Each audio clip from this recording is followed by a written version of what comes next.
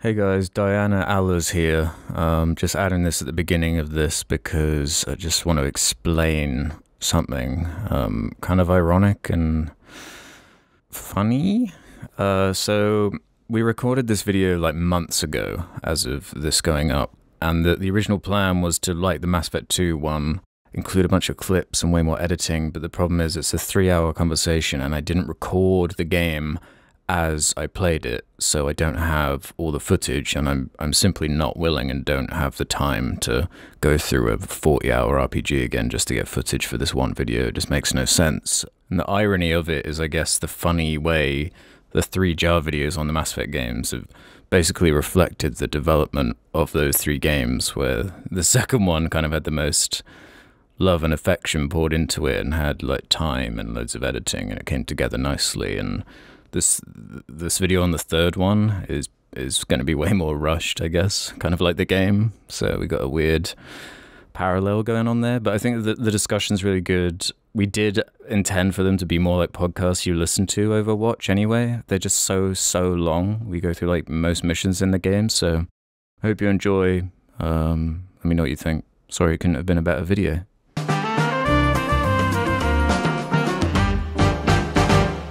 You ready?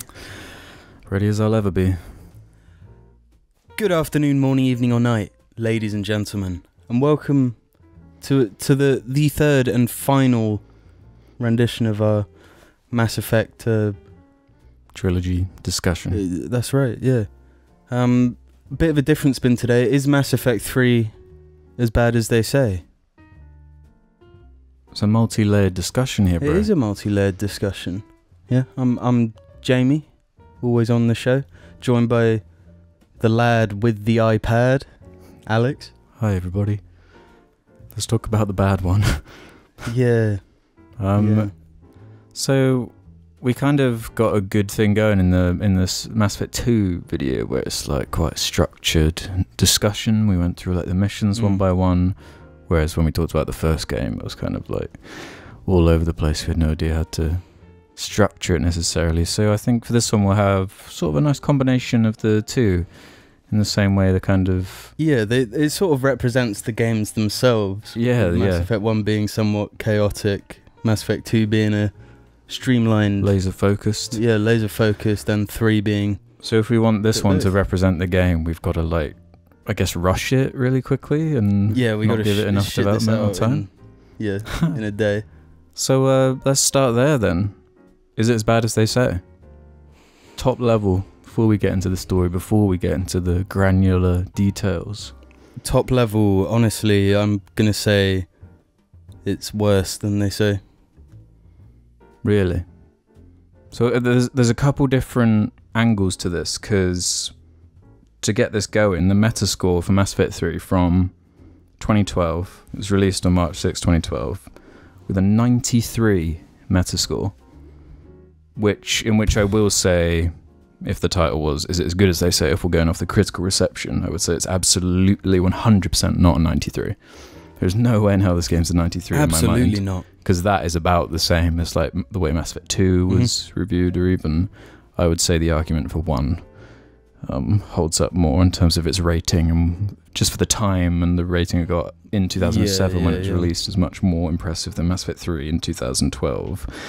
And a user score of a 6, which for 2012 was pretty low for Metacritic, because this was before the whole, and Last of Us 2 came out, and review bombing on Metacritic's kind of become a bit of a trend now, so these user scores are even more useless than they've ever been. But yeah, 6.0 from 3,700 Would you say that's accurate? Again, no, because a lot of the conversation, of course, is boiled down into this controversy about the ending.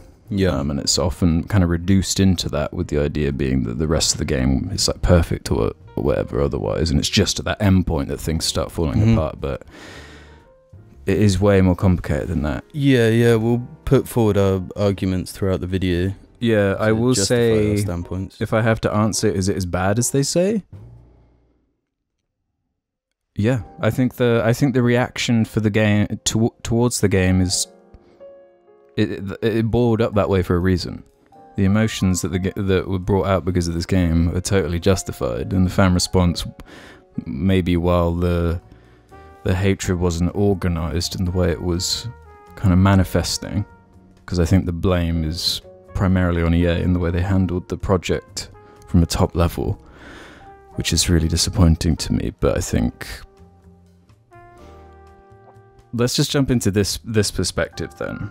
Like, my ultimate conclusion, like the deep frustration that comes to me with this game is the fact that it was rushed in 2 years, including a delay from 2011. Mass Effect 2 came out in 2010, for reference. They delayed it from, it was going to come out late 2011, they pushed it to March 2012. And then and considering that context, it's a miracle the game is as good as it is. Considering they had the bones of Mass Effect 2 to kind of jump off. It's not like they were just building it all from scratch. Yeah, I don't think it's entirely fair to say that it was made in 2 years as well, because they would have been starting development during Mass Effect 2. They had to have been. Yeah, there was clearly some plan there, but to me the tragedy is in the possible masterpiece that was lost because of the corporate mindset that influenced the decision making behind the creative choices that brought this game together. And it's especially, God, it's so fucking annoying considering that it's the same mindset that later on, a few years later, EA would hand BioWare over multiple years to squirt out Anthem. And it's just a game I've never touched. Yeah, the game that represents the total inverse of what Mass Effect 1 was. Yeah. You know, where it's it's all about world building, the creativity, something we've never seen before, and then all of a sudden it is just a total reflection of the industry of the time, just chasing a trend. The story means nothing, it represents nothing, it boiled down into a failure that now everyone only acknowledges as a failure. That's all Anthem is. Yeah. No, thinking about it, Anthem is the natural progression of Mass Effect 3, what they did to Mass Effect. Yeah. It's that taken one step further.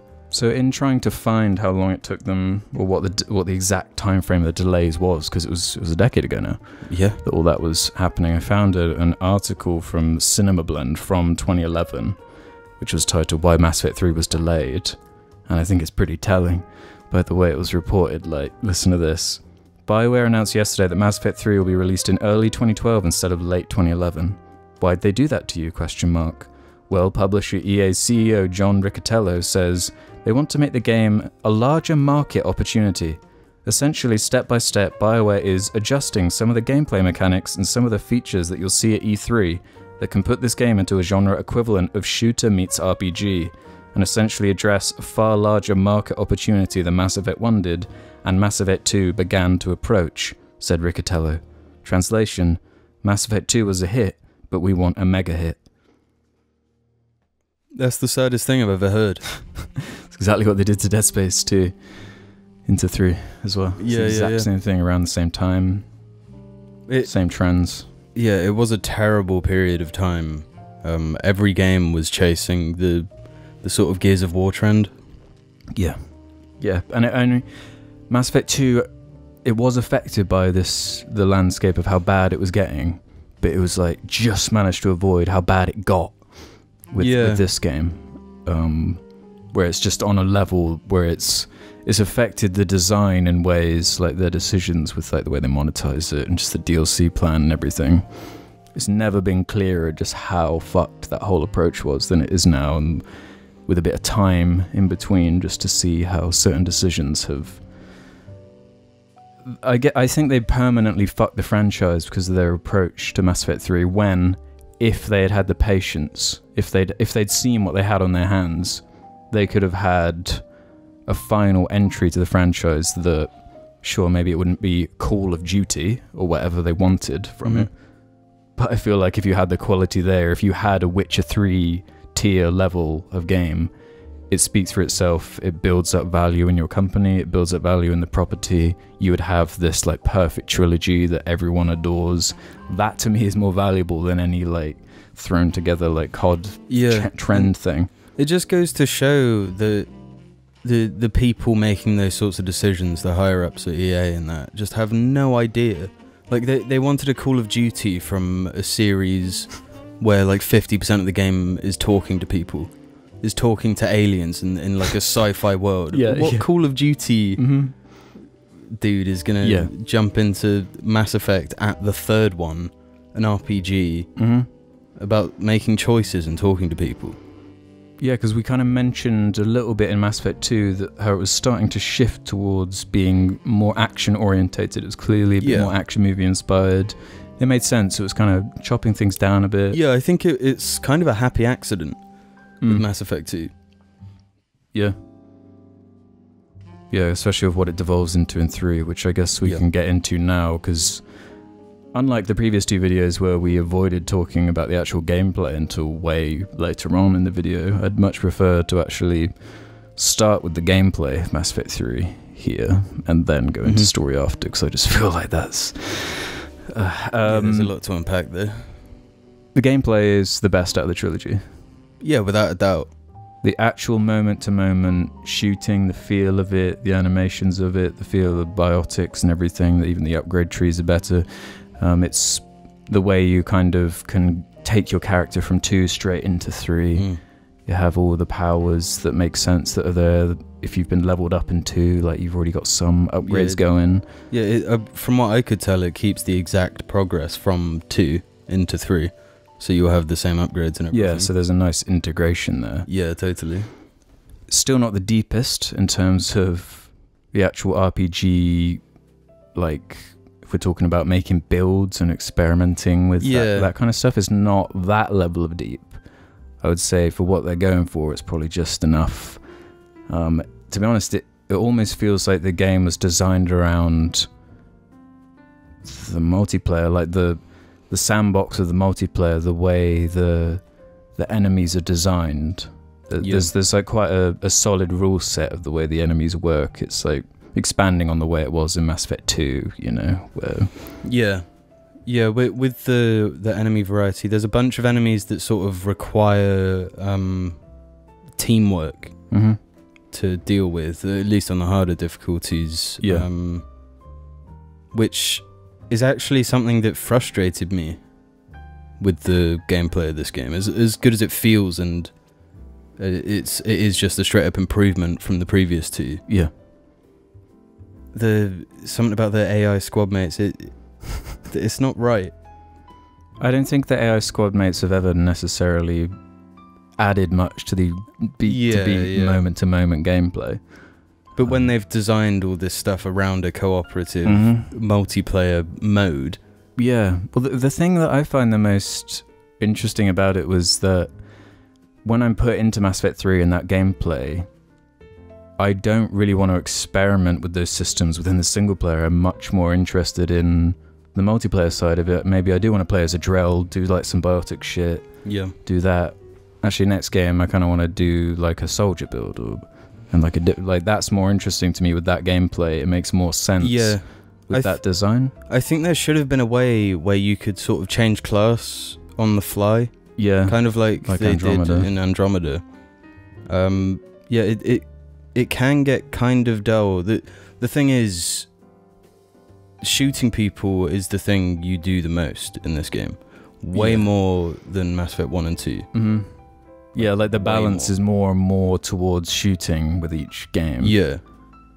And by the time you're in 3, the majority of the game is shooting. All those like atmospheric moments you remember from 1 where you're like walking around environments, talking to people. That's not the vibe of 3. The vibe of 3 is like, we're in war, everything is conflict and explosions, and like you're in Saving Private Ryan all the time. Which, on one hand, I kind of like, because it is supposed to be the galaxy's at war. You got to have some urgency there, but at the same time, there is definitely a huge thing lost. There is something missing, because they could have made the gameplay like the best third-person shooter, but still the pacing wouldn't feel right for a Mass Effect. And that's the word, pacing. The pacing is fucked in Mass Effect 3. Yeah, absolutely. Because when we were doing the review of 2, I was kind of teasing at the end like 3. It feels so long. It feels like so long to get through, whereas I actually spent more time in 2. Yeah, but it just flies by in But 2. it flies by. And it is that repetitive problem in 3 where, and I was alluding at it in the previous review, where I was saying how they'd spent the formula by the end of 2. So by the time you got to 3, and the biggest gameplay loop they fell back on was the combat, which was never particularly stand out in 2. It was all falling back on that writing and the way the systems were like overlapping, and it was all building Suicide Mission and just the world building and everything. They don't have that in 3. So, I mean, by all means, it should. I mean, we can get into that later when we discuss the narrative, but even though there is a strong narrative driving force throughout the whole game, what you're actually doing moment to moment is going through a third person, like a Gears of War mission, and then having a little horde bit, and then but I would say that's an insult to Gears of War too. I think the level design and set pieces in general are better in Gears of War games, because that's another problem I have, where they're trying to shift this kind of slow baked in RPG design from like the first one that's kind of still there a bit, but now it's been like morphed into this weird, it is trying to be a Gears of War type thing, but Gears of War's nowhere near as open. They're like 8 to 10 hours long, they're like full of stupid set pieces. That was the agreement from the beginning. It's so bizarre to open Mass Effect 3 and then it's like, the tone is completely different, and it's all about the explosions and the fucking turret segments and the... Yeah, we do need to talk about that, because there aren't actually that many turret sections, but... There are, 3 or 4? It might be closer to 5 or 6, including DLC and stuff. That's actually quite a few then, considering how there's no gameplay to them. No, they are the most boring thing you can do in a video game. If you're making a video game and you have turret sections, just rethink your whole thing, because they suck. You're not in danger, there's no urgency, and you're too strong. There's also, even with like it's not just turret sections, they also have things like chase segments and bizarre things like this, which I don't think that's BioWare's skill set, because the execution is not very good in my opinion. Yeah, and there are classes that just break it. You have a class where you can warp straight to the Vanguard, whoever you're locked onto, and like you smack them. And in the chase segments, you can just lock onto that person, warp over to them, right on them, but like because it's also scripted, there's no like player expression. Scripted missions based around set pieces, that is like not Mass Effect in my mind. No, and it's a huge clash with the type of gameplay they always went for, which was like you choose a build, and then you focus like what that build is good at. You play thoughtfully, not just running and gunning sort of Gears of War style. So before we start getting more into the story, because I can feel it coming naturally, like you can't avoid it much longer. Is there anything else about that gameplay? How do you feel about the actual weapons? The weapon variety is a lot better. The guns feel different, at least. You have some customization in terms of mods and whatnot. Gun sounds great. Yeah, much better than 2. Gun feedback for every gun I used, which wasn't that many to be honest. I'll mention mine in a sec, but they all feel really good. They encourage different play styles depending on like the type of weapon it is. What do you think about the weight system? The weight system, good solution. That's why I think it's a really cool idea, but it made me not want to experiment with it. Were you playing like a biotic type character? So I was the engineer, so I wanted to have all my abilities just ready, like for anything. So why would you not just take a pistol? Yeah, so I found 2 guns that I could carry, being the like default assault rifle and a really strong pistol, and I just used those for the whole game because it gave me the best recharge. Yeah, because they have this whole system where you can upgrade every gun in the game 10 times, and every time you upgrade it, it decreases the weight. Yeah. So, and also you can put 2 attachments on each weapon, changing their stats, including weight or power or Yeah, yeah. magazine size.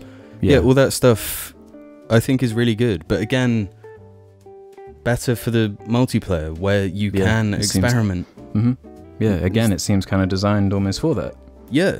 And drops in a multiplayer. The thing is, if they just had this exact combat and stuff in just like a free-to-play horde-based thing with their loot boxes that they had, awesome.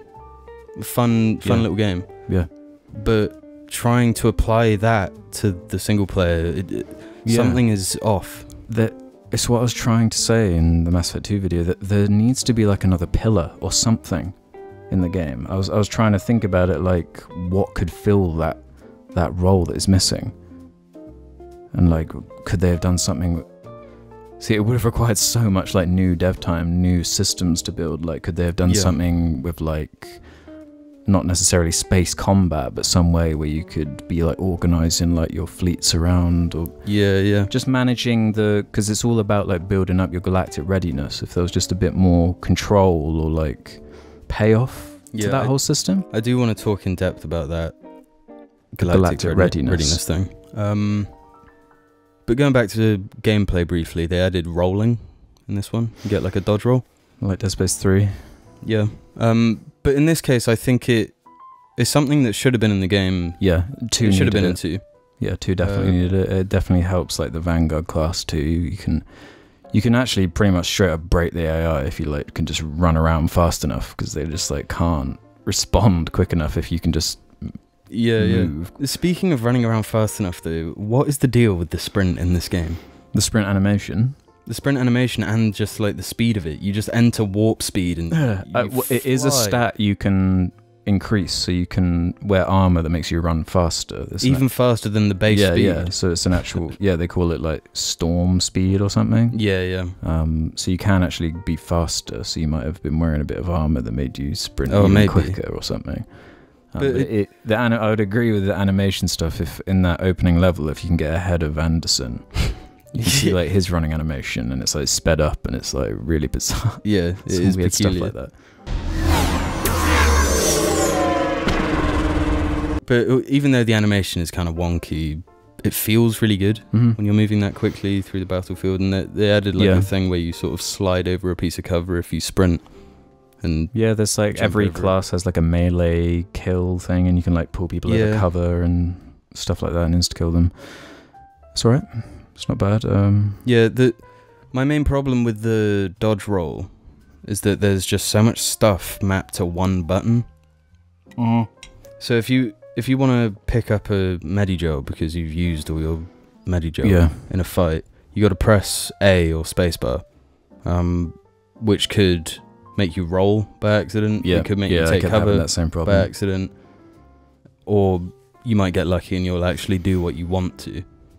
I'm just thinking, even with the gameplay in Mass Effect 2, it's not great by any means, but within the missions they had these like mini games, these hacking mini games and stuff like that.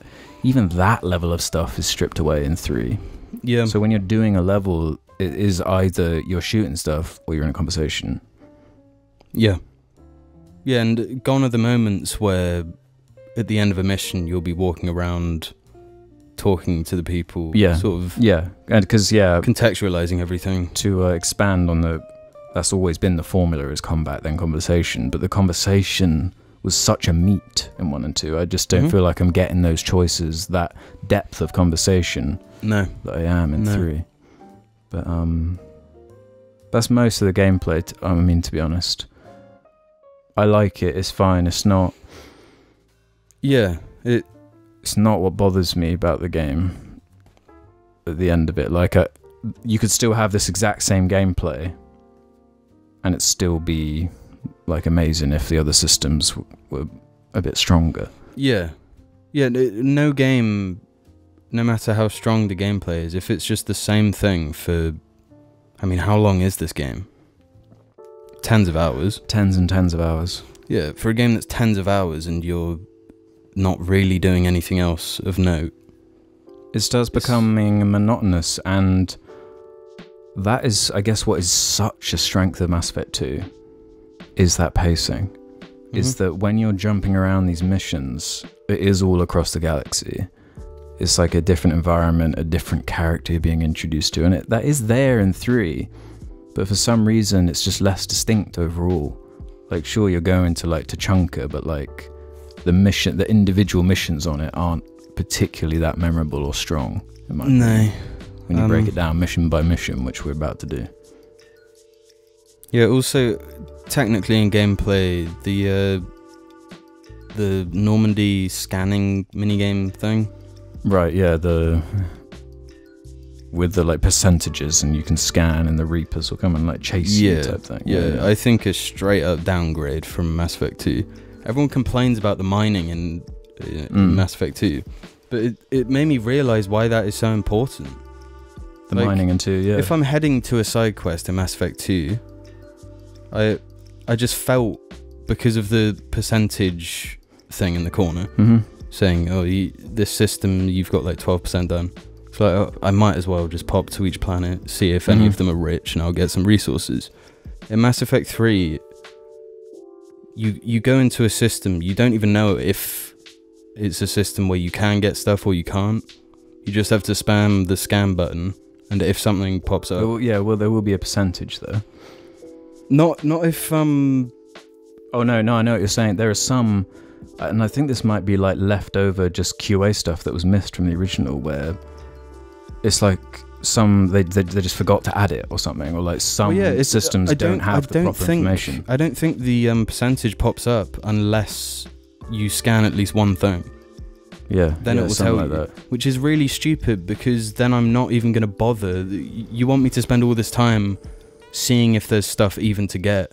In Mass Effect 2, there was always stuff to get, technically. You didn't have to spend the time to get it, but it was always there. So then you can chase that little percentage number. Yeah, they're simplifying systems that we never even asked to be simplified. Yeah. Like the stuff they simplified from 1, it made more sense. Like here, it's like, what? I guess just to cut time?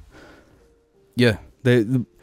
I guess EA wanted more time shooting aliens, less time doing anything else.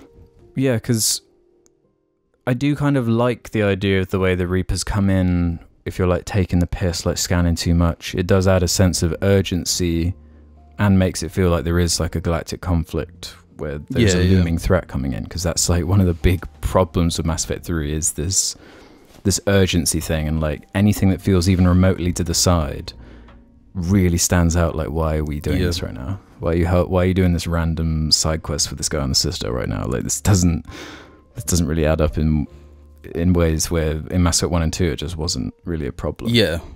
There are issues like that for the whole game. Just general quality of life stuff is a huge downgrade. All the fetch quest fucking nonsense, the way it's told to you in the menus and everything sucks. I hate the way you do side quests in Mass Effect 3. Yeah, and the actual gameplay side quest, where again you're shooting things, is even simplified from Mass Effect 2. Where in Mass Effect 2 you'd find an anomaly and have this unique little gimmicky, just like a 5-minute mission. Whereas in Mass Effect 3 it's got to be, oh, go to this multiplayer map and just kill shit for like 15 minutes. Yeah, they don't even have... They have stories, but like, can you name a single one from any of them? No. Yeah. I genuinely gave up on them.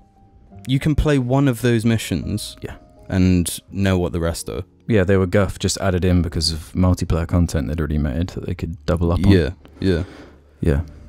So yet more decisions that affect the core design of the game. It all links back. You can't. Yeah. Is it time then? Is it time to just get into the story of this fucking game? Go in. So yeah, we'll do it like we did the Mass Effect 2, and we'll go through sort of mission by mission. The main story is stopping off when we're reminded of something or whatever makes sense. So the game opens a few months after Mass Effect 2.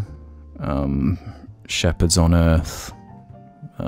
He's not a Spectre anymore. He's kind of been stripped of his rank, and he's getting a lot of shit because of what went down with the Batarians in the Arrival DLC, which is a cool idea. It's cool there's repercussions for that whole side of it. Yeah, quite confusing if originally you never played that DLC. Yeah. Which I never did. Well, yeah, I would say in terms of that stuff, it's like quite a bad opening for that opening where it's just like a bunch of like characters like just talking for ages, and so they can get to that like action scene. Yeah. That whole conversation at the beginning is not the strongest to me.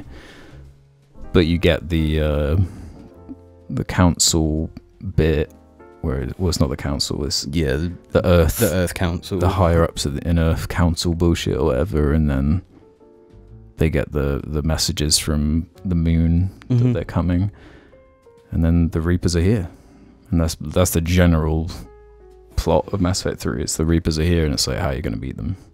Of course, no one listened to you in 1 and 2, so we're totally unprepared, and it's like up to you to sort shit out and get together. All things considered, I quite enjoy the intro to Mass Effect 3.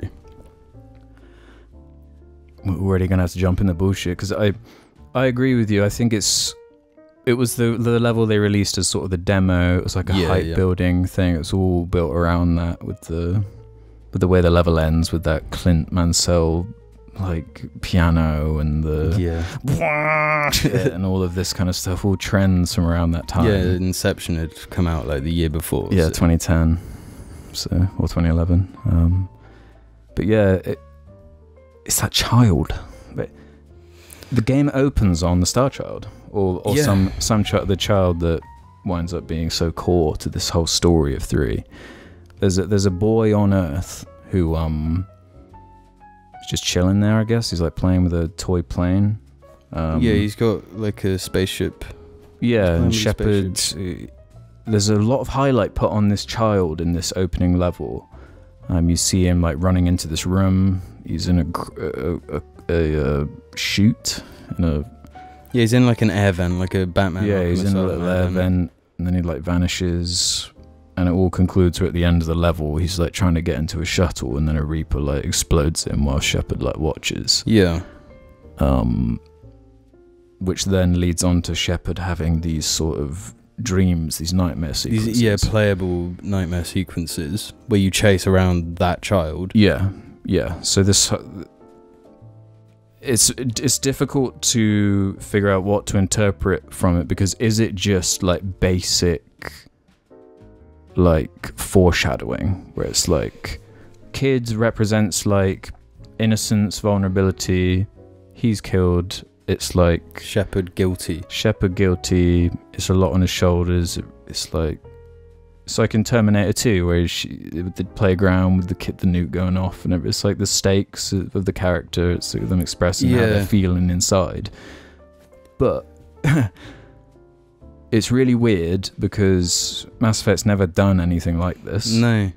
Totally different style of storytelling for the series up until this point, which is cool. I'm not against them experimenting in ways like that, but it's like, it seems kind of half-assed. It seems like this whole child angle, it's in there's like 3 dream sequences, and it's just in the beginning and ending of the game. Yeah. And I don't feel like I'm getting any strong like narrative payoff or really much from it at all. I find it more confusing at the end. Yeah, I find it incredibly confusing we'll talk about it later, but the ending of the game, the way this child turns up, the way it's reintegrated. I have no idea what they were going for. Mm-hmm. So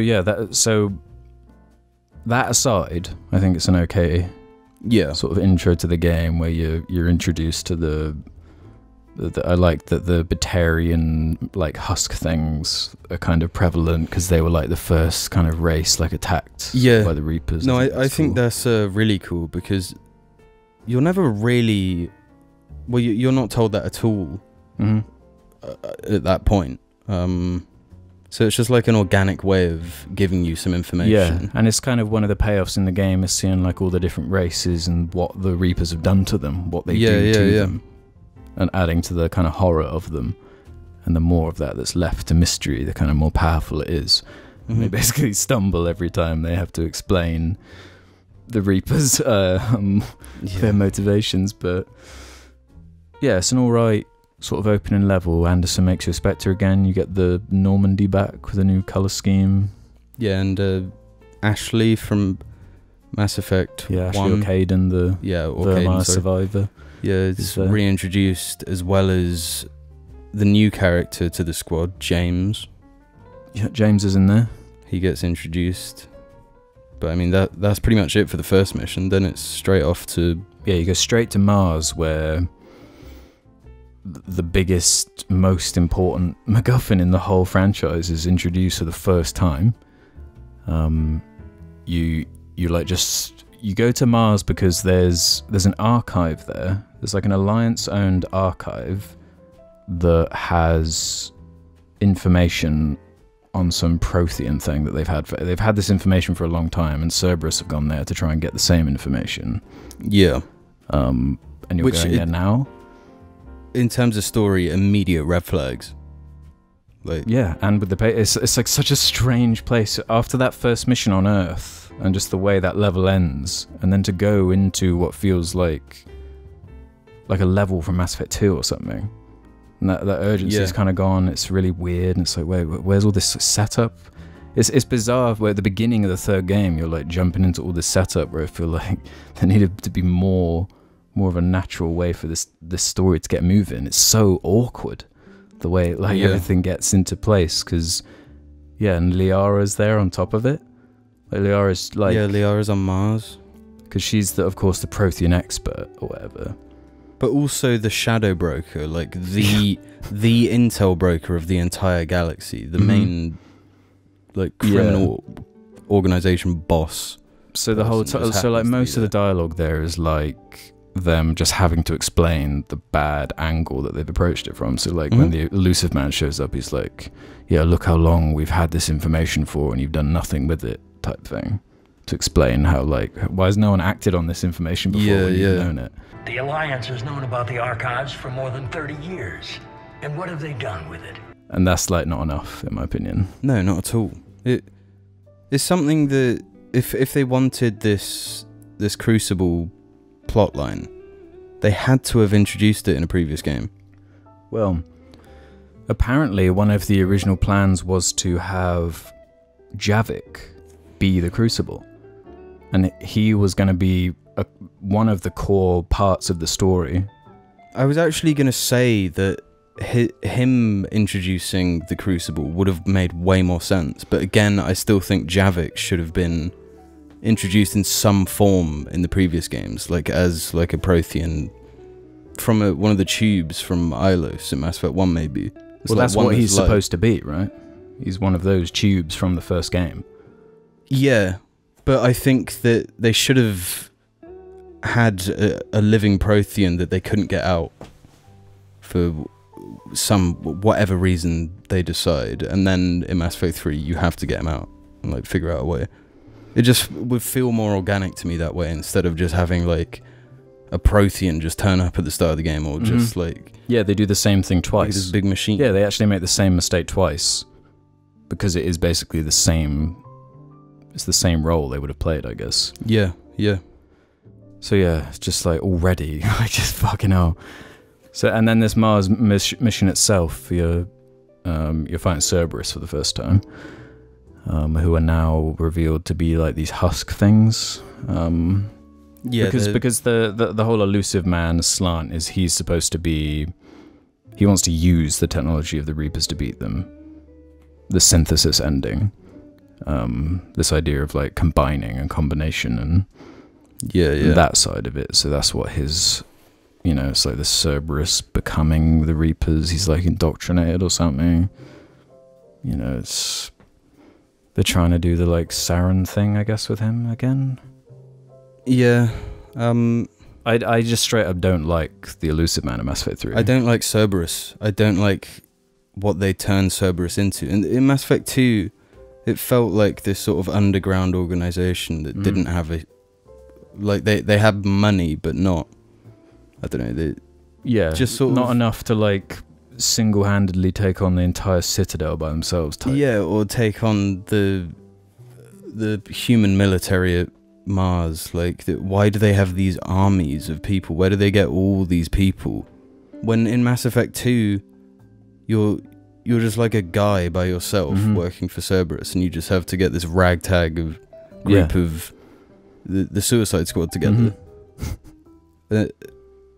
If they have the resources that they have in Mass Effect 3, why didn't they just deal with the collectors themselves? Like they have hundreds of people. You kill hundreds. Yeah, they got like big mechs now. Yeah. Like They got hundreds of mechs. Yeah, they got all sorts of like specialized units and technology, and Yeah. Kai Lang's like unstoppable. It's like, yeah, the whole Cerberus thing. Everything's just off from the beginning. It doesn't seem like the same thing anymore. It kind of feels like they needed Cerberus for enemy variety in the multiplayer. Yeah, because there's like one of the factions we've got to design. Yeah. So they got which boils down to like some of the most boring normal soldiers from the trilogy. You've got the shield guys, you got the sword guy. Yeah. And then on top of that, more shenanigans. They introduced this whole element where there has been an undercover Cerberus agent planted at this base for like months or whatever, like working there to try and gain trust. And this is all just told to you like the first time you get there. Like this could, if this was in Mass Effect 1, this would be like a whole thing. You'd like go to the base, it would be like all up and running, and you'd like build up to this like undercover agent. Cerberus would come in, it would be like a whole thing. But this, it's like a 15-minute like level, so it's so much shit just thrown at you. And then that boils into this chase sequence where you chase this robot woman. Who you don't know is a robot. You don't know she's a robot yet. But her main point is so she can fuck up either Kaidan or Ashley in a little sort of Call of Duty slow-mo. Yeah. She starts running at you and you got to slow-mo shoot her, make her stop. And at some point as well, James crashes a shuttle. Yeah, he like leaves early in the level right as Liara is about to come in, so you can have Liara in your team. Yeah, and then he crashes a shuttle to stop her escaping. So I like, it's one of the few levels that has a kind of recognizable atmosphere to me, in the way it begins and you like can look over into the like background of Mars, and there's like these storms. Like there's a sort of a Mad Max-esque sandstorm coming in. Yeah, and there's like quite a good song that plays on that level. But aside from that, there's like there's a weird segment where they kind of they teach you the game again. They teach you the cover system, even though like the first level they like teach you the gameplay. Again, it just feels like a really awkward, truncated way to like why are you teaching me the cover system after this much gameplay? Yeah, you've been doing combat for like 30 minutes at that point. Yeah. So again, just not one of the strongest, and especially for that story side, it's like really where shit starts getting off the rails. Yeah, I played that mission and then kind of didn't want to continue. Because I always get that from Mars. Yeah, I just knew from the get-go that it was going to be a mess. The whole story. But it's not even... It's only just beginning because... Yeah, it's a red herring. Yeah, because after that, because either Kaidan or Ashley is so injured, you've got to get them medical attention, which means heading to the Citadel. Because they have like the best hospitals or whatever. So you go to the Citadel and you're introduced to the Citadel from this game, which is the worst Citadel? Easily. It's terrible. Again, simplifying the design, which was already super simplified in Mass Effect 2 Citadel. And now it's like this 4 floors, is it? Of like these really simple, barely any characters to talk to. It's like you just click in the right stick, see whose name is blue. It's like 1 or 2 people might be there. Yeah. And they're the 2 you can like interact with. There's one thing I like that they did with the Citadel, and that was they have it so all your squad mates get like shore leave. Yeah. So that they'll be in random places around the Citadel, and sometimes you can like go and have a proper Mass Effect chat with them. Other times you'll go up to them and they'll just say like one line and that's it.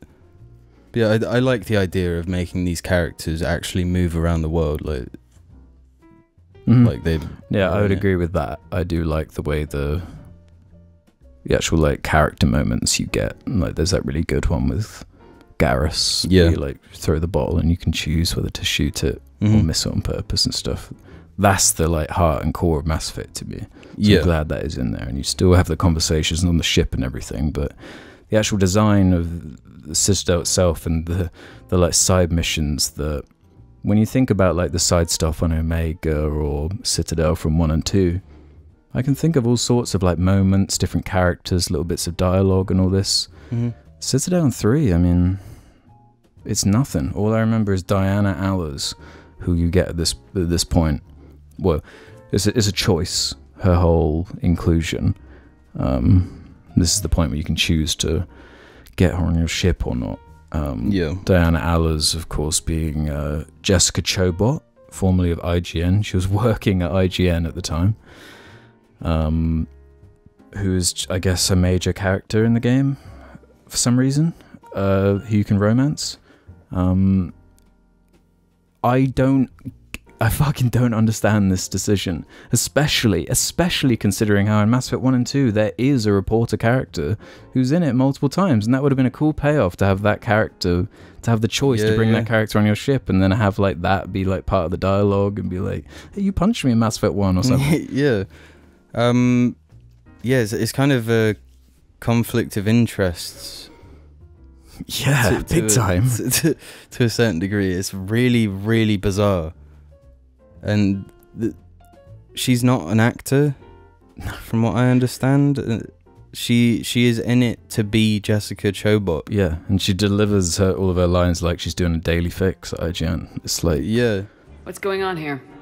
Commander, just who I was looking for. Diana Allers, Alliance News Network. I think we can help each other. And it's like the character is like scanned and like modeled to look exactly like her. Yeah, but like creepy. But yeah, but super from creepy. 2012 or whatever, 2011. From Rush 2012. Yeah, so it looks really scary. That, for me, whenever I get to that part, it's like we're just dealing with a different caliber of game, I think, here. Yeah. I'm never pulled out of 1 or 2 in that kind of way. And it's just with this game, it's just like things like that again and again. The Crucible, Javik, Diana Allers, like these multiplayer maps. Like it's just there's so much shit. It just keeps building. Yeah, and it building wears you building. down as you go. Yeah. Yeah, the Citadel as a place was somewhere I just never... I always wanted to get off the Citadel as quick as I could. Yeah. Whenever I had to go there. Mm-hmm. Yeah, there's like nothing to do there. There's nothing interesting about it. Yeah. Yeah. And navigation on it, horrible. Yeah, navigation sucks. It tells you where people are on the map, but it tells you by like the whole area. It doesn't tell you where they are. Yeah, each floor is like blocked into like miniature levels that are dictated by number. So it's like there's someone in area 3 on level 4. And that's fine if it's like Liara or James or like a character you know how they look. Yeah. If it's like some random character who's like you don't even know what species they are. Yeah. It can be a goddamn nightmare trying to find them for certain side quests. And then they're like tucked away on some bench in the corner. And it's one of the things I remember really clearly about playing this game day one when it came out. And even with like the fanboyism at the time and how much I was hyped to be playing it, I remember the feeling of getting to the Citadel and being like, oh, was that it? Yeah. This is what the Citadel is now. Okay, let's get on with it then. Let's just leave this place. And the next level is Priority Palavin, where you go to it's a moon off the Turian homeworld. Yeah. Where you meet up with Garrus. Yeah, good intro for Garrus. I think this sort of brought back some hope for me. Yeah, this mission. it wins. This level wins me back round after Mars a little bit. Yeah. Even though the mission starts off with you like in the shuttle, like shooting at husks running by, like, just classic COD stuff. And this game's really obsessed with doing where you like, there's like a radio tower or something that needs to be hacked, and it's like, here's the decision: which squad mate do you want to defend it? Yeah, and it's like that's the gameplay segment. You just don't have a squad mate. Maybe if like the gameplay was harder, or if the squad mates did something, that would be a choice. But like, it never means anything every time they do that. And I remember them doing that on Paladin. Yeah, they do, and they do it in a bunch of the side quests. Yeah, it's just a non-choice. I noticed at one point as well. there was one of those moments, but I didn't even get to choose. It's like the game just said, like, fuck it, it doesn't matter if you choose. Yeah, we know it's like just irrelevant. Yeah, it's pointless. Yeah, I like the setting a lot. I think it's really cool the way the Reapers are like so menacing, just looming over you. Their sounds in the background and like stomping around. There is a strong atmosphere on that level, and just seeing the planet, and like there's dialogue from Garrus where he's like, you see that particularly bright spot on the planet that's like on fire right now? That's like where my family are from and where I was like born. Yeah. That stuff's really cool, like integrating the characters with the conflict like that. Especially with a character you already care about. Yeah. Like when you have an argument with James on the Normandy, you don't really give a shit. Yeah, you don't know him yet, so why would you care? Yeah, with Garrus. Yeah, that whole mission just really well done, and the gimmick of the mission, or the plot of the mission, is you're going there to get this diplomat, The Primarch. Yeah, the Turian Primarch. Yeah, it's also used to expand the lore of the Turians a little bit. Yeah. So in that way, it's a good Mass Effect mission as well. Yeah. You get some lore, you get some cool story, because the Primarch is dead, so you need to find the next in command, like the guy that's going to fill that role, and the guy that's got to fill that role is like a guy like Shepard. Mm-hmm. Like he's a military guy, and he doesn't want to leave, just like Shepard. Mm-hmm. So in terms of everything, even the gameplay on this mission, they introduced the sort of the big heavy, the brute things. the brutes. Yeah, Yeah. they're like a big Turian armored. It's got like a Turian head on it. And Yeah. The only thing that drags it down is there's a turret section. a really bad one. Awful. Yeah, that bit sucks. Yeah, really, really weak.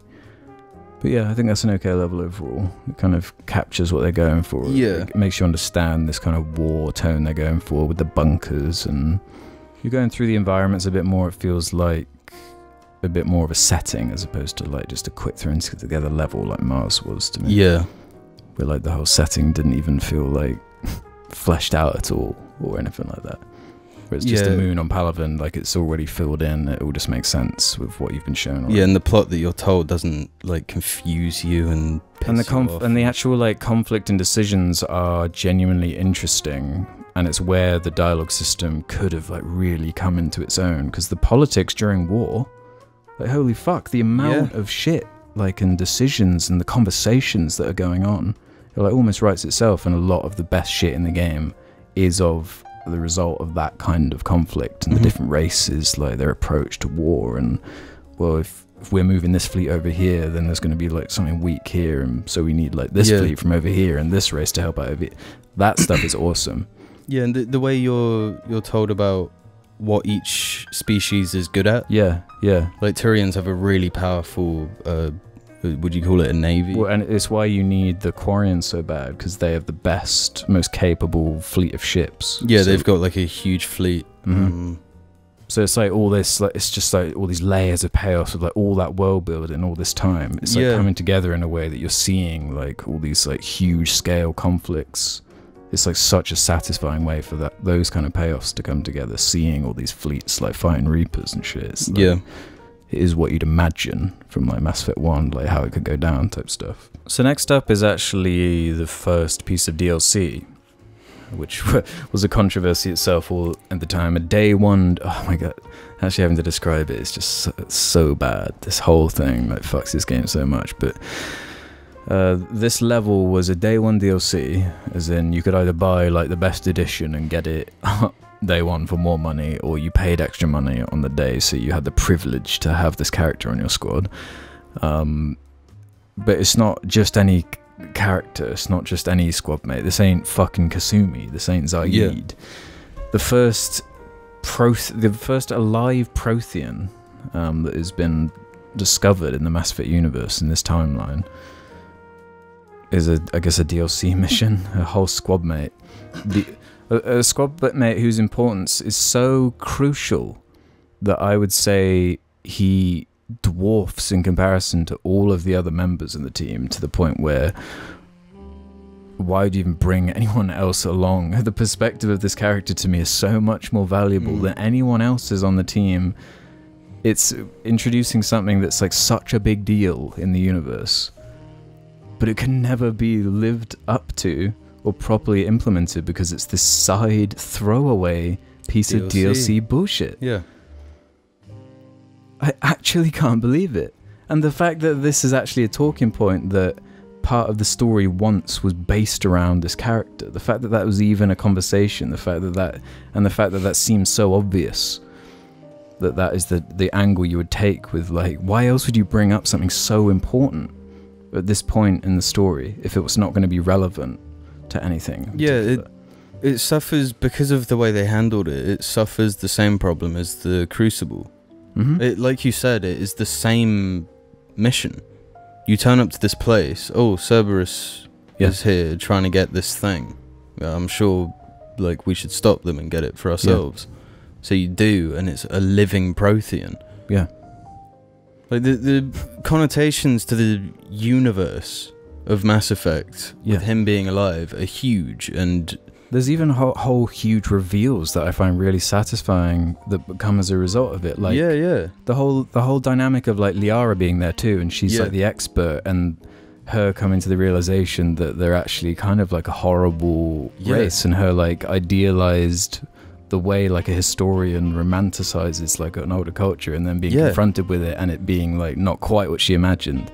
That is so fun. That's such a cool dynamic. It's really fascinating. So cool. Squandered there completely. He ends up being... He adds as much value as Kasumi.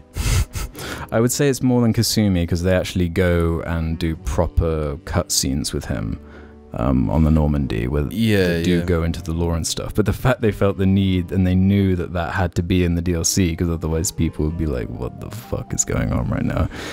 Goes to show how bad it is, and just how much was lost by that decision, because everything about that character is so cool to me, down to the voice, like the design, his actual motivations. He's like, I love that he's a soldier, and that he's not like a scientist or anything, and, like, from his perspective, like, this failed, like, they failed, and that there's, like, basically no chance, and, like, all he wants to do is just get revenge in, like, the only way he can, which is just with his fists, basically.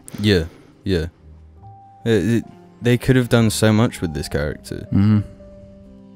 Yeah, just everything with it, and, like, showing the flashbacks to when the Reapers were attacking he gets an him, awesome all of that stuff. It fills in so much, and them explaining how the whole time that race communicates by, like, imprinting memories into items, and that's how the whole thing began with in Mass Effect 1, with you finding that artifact, and the reason that the visions are so out there and bizarre is because that's just the way that race would communicate.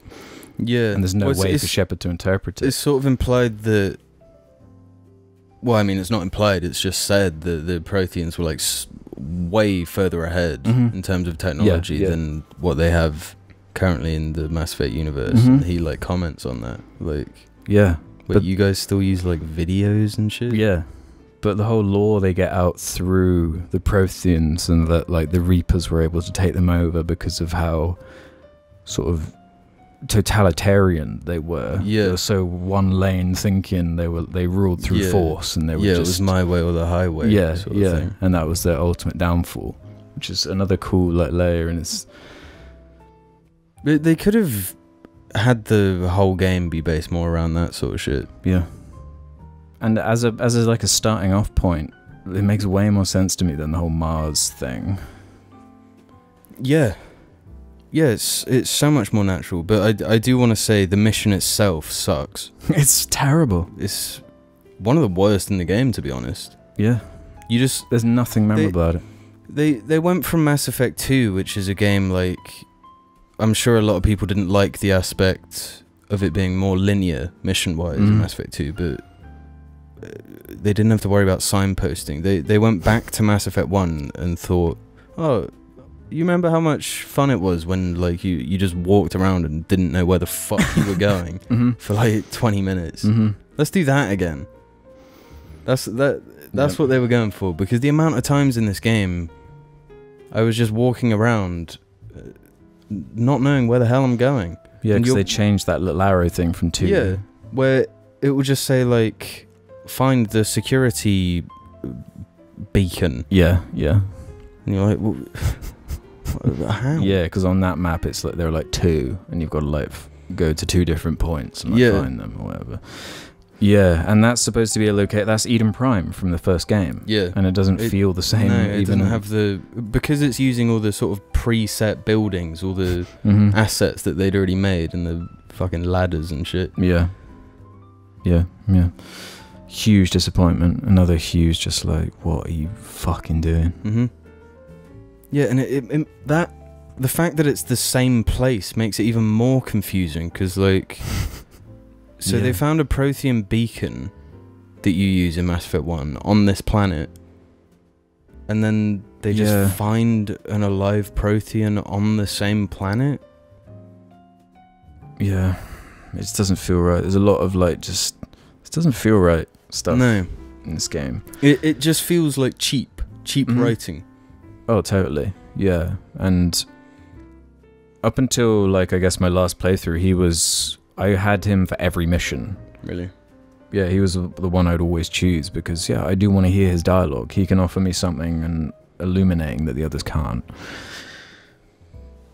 But anyway, next up is Grissom Academy Investigation. This is the Jack mission, where you get the Overlord payoff and the Jack payoff in this level. And it's a side mission too. It's not priority. You can choose not to do it, and there are like ramifications for not doing it. It's that kind of thing. Yeah. Better mission in terms of design. It's fun enough. Story-wise, this is the first time I kind of felt like they were. It's almost too fan servicey. Yeah. It's like we were saying earlier with that Mars mission, where there's a cool idea here if expanded, but this shit's just happening way too fast. Like what am I supposed to actually get invested in here? Yeah. Well, there's like a Cerberus attack on this like base of like talented biotic people. Yeah, it makes my problem with Cerberus worse again, because they have so many resources. They are everywhere. They're across this whole galaxy, sending fleets of people to shit like killing biotic students. Like that's how powerful they are. The most powerful race in the entire Mass Effect galaxy. Well, yeah, I guess I'd always just assume they were like indoctrinated or like. But even if they are, that is so many people. Yeah, it's dumb, isn't it? Well, so you can like shoot a guy out of a mech and then get in the mech and use the mech. Yeah, you do. Another terrible thing. That was the first time I used the mech in Mass Effect 3. Did they put together that like control scheme in like 2 days? The way the mech feels is like, what are you doing? It's a nightmare. What is this doing? I'm sure they were just copying Gears of War 3 because that. It goes to first-person perspective though as well. You're no longer in third. It's really weird. Yeah, I don't love that level if I'm being totally real. I'm fine with it gameplay-wise, but yes, story. It felt like a fan fiction. Yeah. And some of the writing it felt like if I was writing these characters as someone that doesn't write. Yeah. Is there anything else even about that level? I mean, there's fucking nothing going on, really. So after that Grissom Academy level, it's Priority Surkesh, which is the Mordin level, with the female Krogan on the Solarian world. Another point where I start getting reinvested. Absolutely.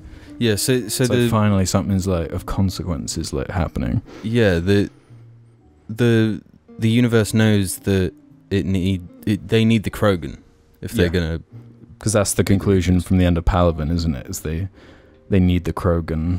Yeah, to help on Palaven. Yeah. But the Krogan refuse to help unless they get a cure for the genophage, because as we've been shown throughout the previous 2 games, the Krogan are fucked.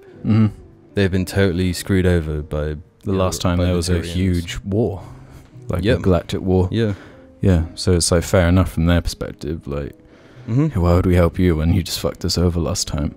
So that's one of the major conflicts, and the whole female Krogan angle is another payoff. You've never seen a female Krogan in Mass Effect before. Seeing that, they're so rare, and and it directly ties into the mission from Mass Effect 2, Mordin's loyalty, where you can choose to. Yeah, she's like more likely to die if you didn't keep that data from that mission in 2. Can she actually die in 3? Yeah. All right. Yeah. But yeah, this was the first mission where I was like, wait, maybe I'm wrong about Mass Effect 3. Maybe Mass Effect 3 is sick. Well, it's because to notice the things that needed to be in play for this to get you engaged immediately. You have Maud in there. You got the lore shit with the female Krogan. You have the whole like context of the war. So like every angle you approach it from, it's like, yeah, this is like the boulder that's been rolling down the hill, like nearly getting to the bottom. This is like been building up the whole time. Yeah. It's like a huge payoff thing. Yeah, massive. And you get to see the Solarian homeworld for the first time.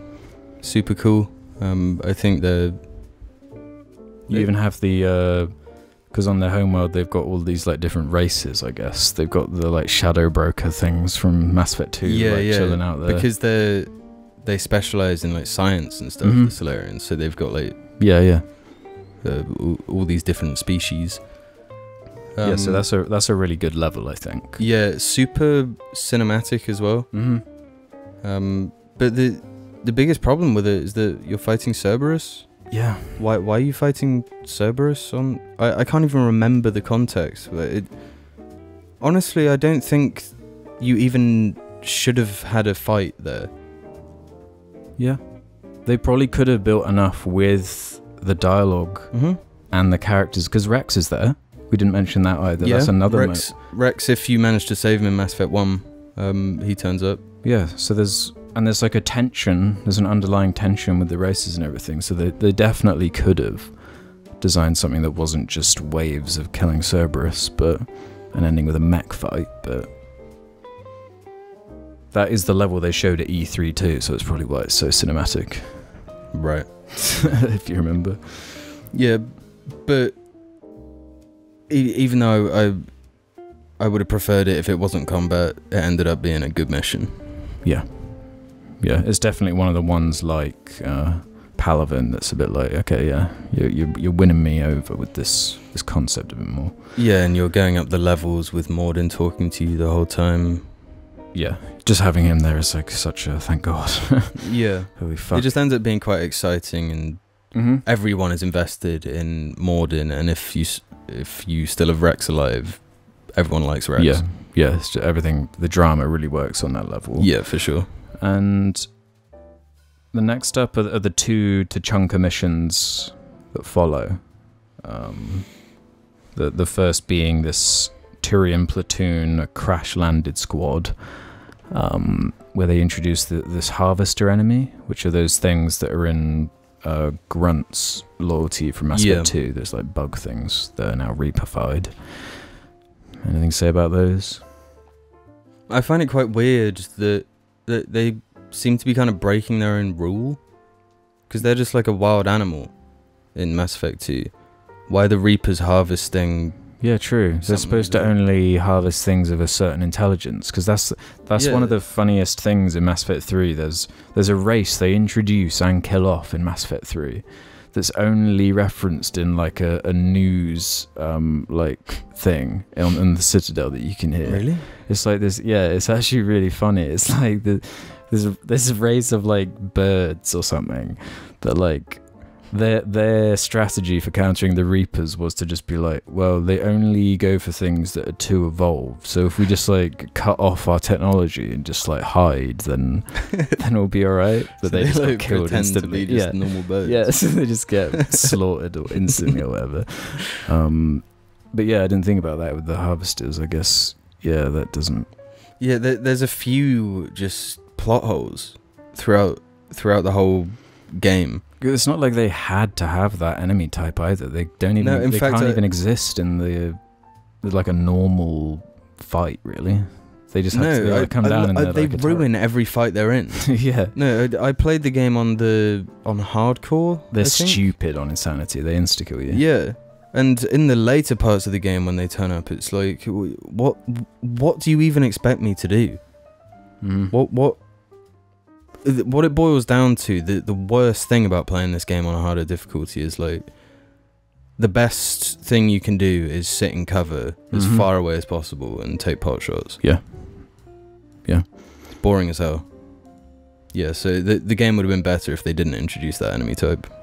But this character from this mission is the son of the Primarch that you saved. Yeah. And from that, you get some decent drama. Yeah, again, it's something that feels a bit more classic Mass Effect-y, with this bomb that they're going to dispose from the old Turian. Was it the Turian government put it there fucking decades ago? Yeah, they put a nuke. Yeah, that was the level after Tuchanka bomb.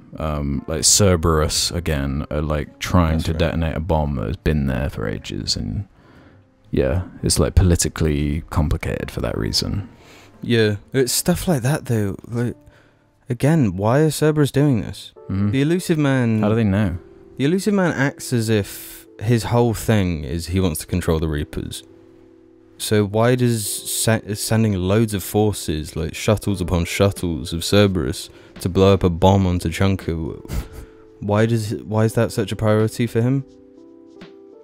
Yeah, it is especially weird considering the Reapers are a galactic-wide threat that makes sense to be everywhere. Yeah, so that's what I mean. Why not just have it be Reapers? Was it a repetition thing? They were scared of just using the Reapers too much, and they wanted to keep it more varied with the shooting? I'm fairly certain that Cerberus is in it more than any other of the factions. Definitely more than Geth, yeah. And if at the very least equal to Reapers. Yeah, I think it's probably about equal, yeah. Whereas I much prefer fighting the Reapers over the Cerberus. Yeah, the Reapers interact with each other in interesting ways. Whereas Cerberus fights always have these shield pillars where they get shields, and it's the least fun thing. Yeah, it's when we talked about Mass Effect 2, we were saying about how each level they managed to introduce elements within the gameplay to kind of tweak things a little bit. On that Geth level, there's the stuff on the ground you gotta avoid, otherwise it will trigger stuff, so you can set things up. There's a level with little energy shield things. They make an effort to try and mix up the design a little bit. Sorts of little There's gimmicks. There's genuinely nothing like that in 3. There's one mission I can think of that has a gimmick, which is later on you're on a Geth ship and there's the pulses. And you need to hide behind the pulses. Yeah, and that's one of the only gameplay moments involving something like that I can even think of, really. Yeah. Because the rest of it is just fighting the AI, I guess. And turret sections. Similar looking rooms. Yeah, that's the actual design of that bomb level. I don't remember really anything. I remember just being a bit bored. Yeah, the level design ain't great on that. No, it's straight up bad.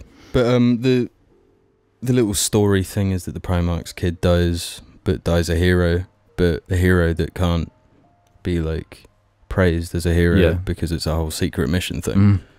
Yeah, I like that side of it. That does carry it. Over the gameplay side, definitely. There are a couple more Tuchanka missions. Well, sorry, Krogan related type missions. The first being the Attican Traverse Krogan team mission with Grunt.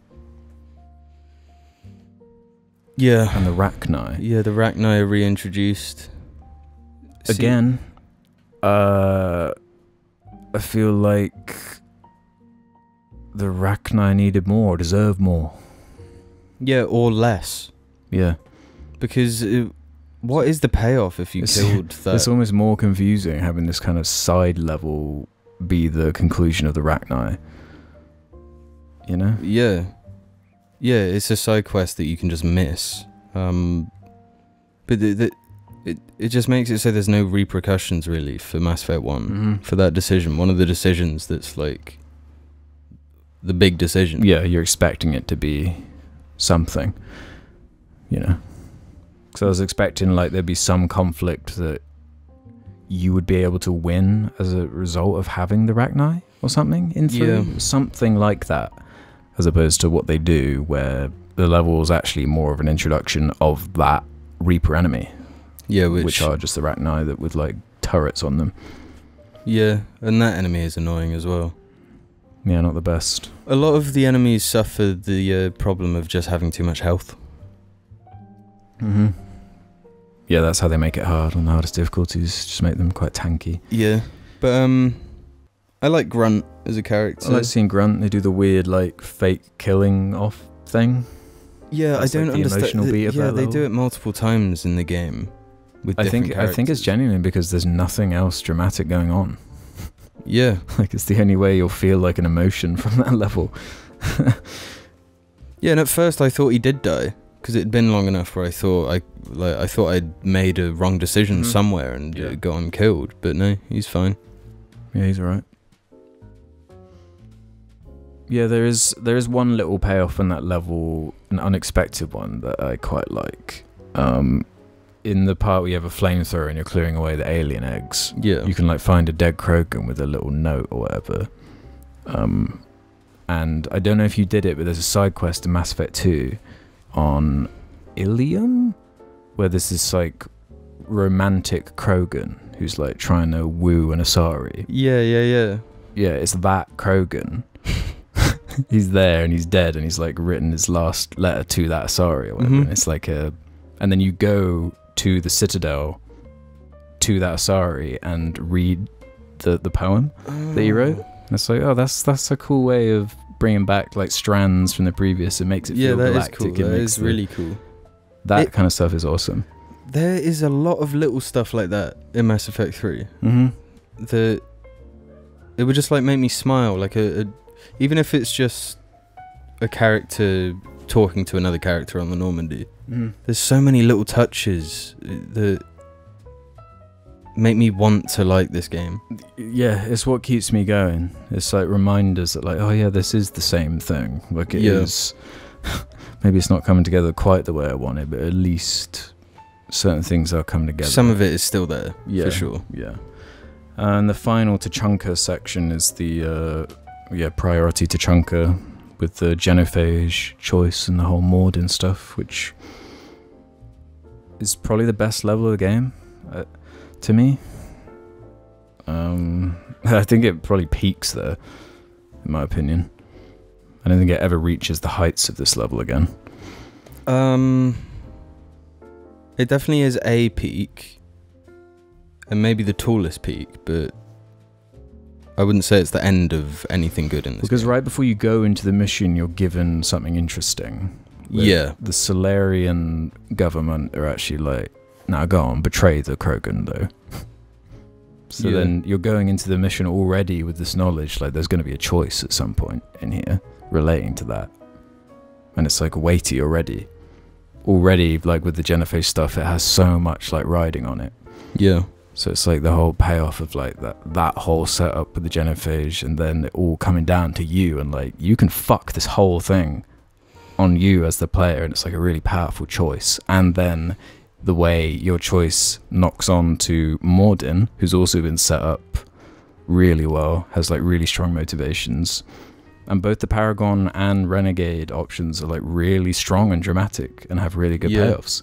I really like the darkness of the Renegade one, of how like Mordin, he's changed as a character, and the way he like clashes with you is like a really sad ending.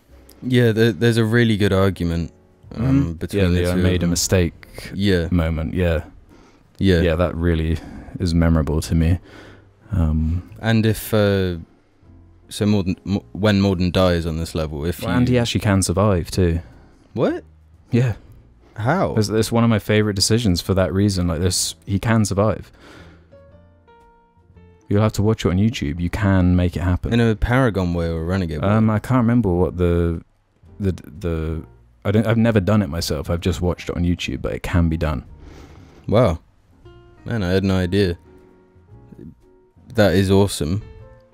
But the little touch as well where when he's about to die, if you got him to sing that song in Mass Mhm. Effect 2, he'll sing it in 3. Awesome. Awesome touch. Yeah. Yeah, and Perfect it's like send-off for that character as well. Yeah. It's just the handling of Mordin, where like every one of those choices like is really cool, Mhm. like, really fun to see the different ways it plays out, Yeah. and everything comes together for me there, and including like bringing back the Threshermore, even seeing a Threshermore take like down a Reaper. huge Threshermore. That's one of the like set piece moments that's like, It's yeah, just this is really cool. Yeah, it's just a cutscene. Like Mhm. you have no involvement, and it's sick as fuck. Well, you kind of do have involvement, don't you? Because you're like trying to get to the thing to call it over, aren't you? Yeah, before the Threshermore attacks, you've got to like call it over by running between the legs of the Reaper, which Yeah. is a part I don't really like. None of those parts are quite right again. 'cause I don't think They it's- just look and feel unfinished. Mhm.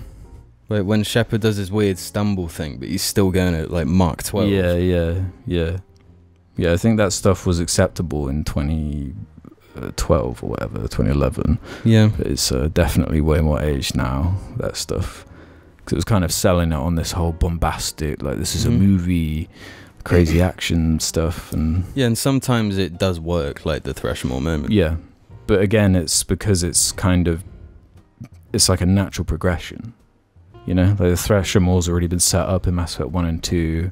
Yeah. And then like the whole lore thing of there being like a giant one on the Krogan homeworld, like it just fits, it makes sense. Yeah, and it's not about that either. It's not about destroying this Reaper. It's about curing the genophage. Mhm. That's like the story has the interesting bit. The action has its own like Yeah, entertaining, bombastic thing going on.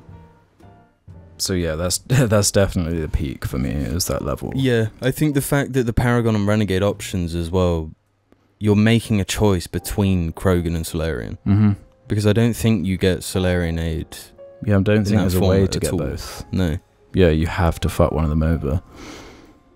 Yeah, those are the kind of choices I like. That's one where I genuinely remember being like, what the hell am I gonna do here? Like, I might need the Solarians, you know? Yeah, Like, yeah. you don't know in that situation on that first playthrough, like, what is actually necessary. So those choices have real meaning behind them. Yeah.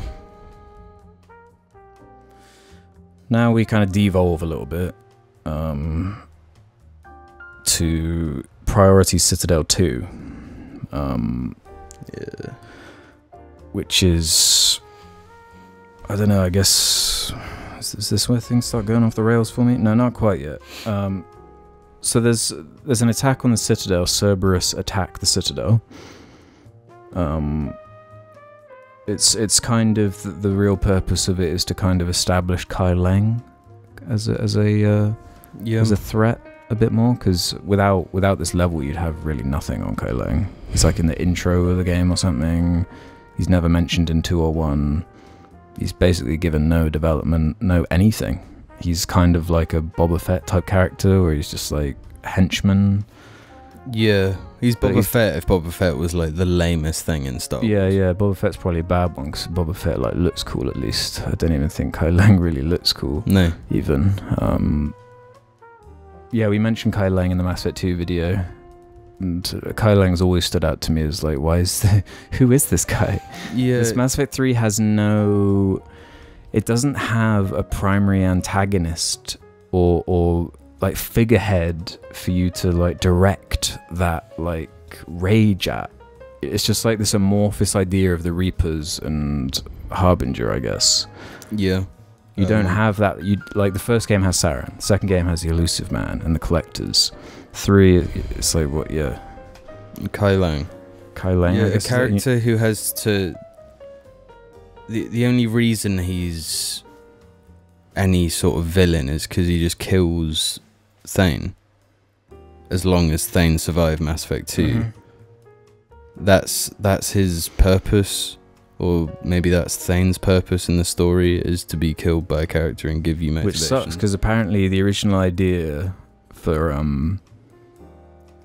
Thane and Kasumi were going to have like a joint level on the Citadel that was all about the corruption of Udina, and it was gonna end with Thane sacrificing himself to save the like Thanar homeworld, Oh right.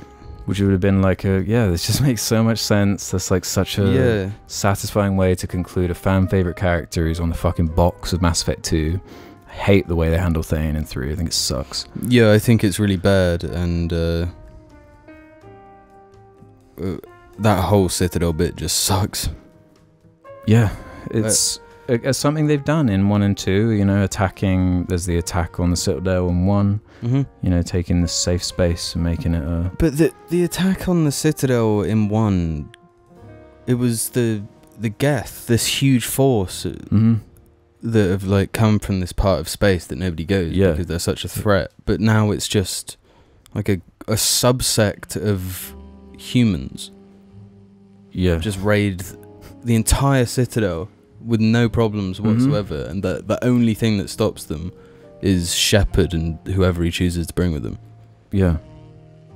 It starts becoming like my suspension of disbelief. Well, yeah, it stops being about the Wanes. things it had always been about, like the characters and the world building and the lore and just the way everything seems so sensical and the way it's coming together. Whereas the priority of this level was to have like an elevator set piece. Yeah, elevator set piece, and the Udina turning out to be a baddie is kind of like... See, is that this level or is that later on? That's when you kill him, or can kill him. That is the Citadel being attacked. Yeah, you're right. For some reason I thought there was another one. There is another thing, something I kind of like, is either Caden or Ashley don't fully trust you because of your working with Cerberus in Mass Effect 2. And it can either end with you killing Caden or Ashley, or you can convince them that you are a good guy. Yeah, because that was another thing that was going to be included. Apparently, when Javik was like a huge part of the game, there was going to be this like whole mission where like there was this huge decision where whoever Caden or Ashley was with, they were like with a Spectre that you didn't know, and like you had to wind up like killing the Spectre, and that's why you were like clashing with Caden or Ashley, and it was like this whole fucking thing, which I guess was like reduced into what it wound up being with this Udina betrayal thing, which gets like no development or anything. Like, you're just told that he is a traitor in this mission, and then you kill him, and that's just the end of Udina. That's all she wrote. Yeah, and it doesn't really amount to anything. No. Yeah. So I guess we're supposed to believe Udina was the reason Cerberus were able to infiltrate. Yeah. You know, like one guy. They establish in Mass Effect 1 that the Citadel is surrounded by like ships, like big ass war ships. It just feels stupid, and I don't like it at all. Yeah, I don't like that either. A really bad thing to do right after Tuchanka. Yeah, it doesn't flow too well. Next is the Ardat Yakshi Monastery, which I guess I'm really seeing now. A lot of the levels, like they're designed around like introducing like a new enemy type, and that's like like this one's the Banshee introduction. Yeah, they sort of serve two purposes, being to introduce a type of enemy, but also to have a character from Mass Effect 2 return. Yeah, which I think is kind of smart. Yeah, on one hand I do, and on another I'm like, okay, so like just everywhere you happen to go, there's like the guy from Mass Effect 2 who was on the squad. Yeah, you've got to like conclude their story of, because 2 was like a spin-off, well not spin-off, like the goals of that movie were very self-contained. So like, what are the excuses of bringing these characters back now? Yeah, sometimes it feels kind of weird and awkward, like especially like did you do the like Kasumi or Zaid shit in this game? I couldn't even find them. Yeah, it's just nothing. It's so unimportant. Yeah, you're totally right.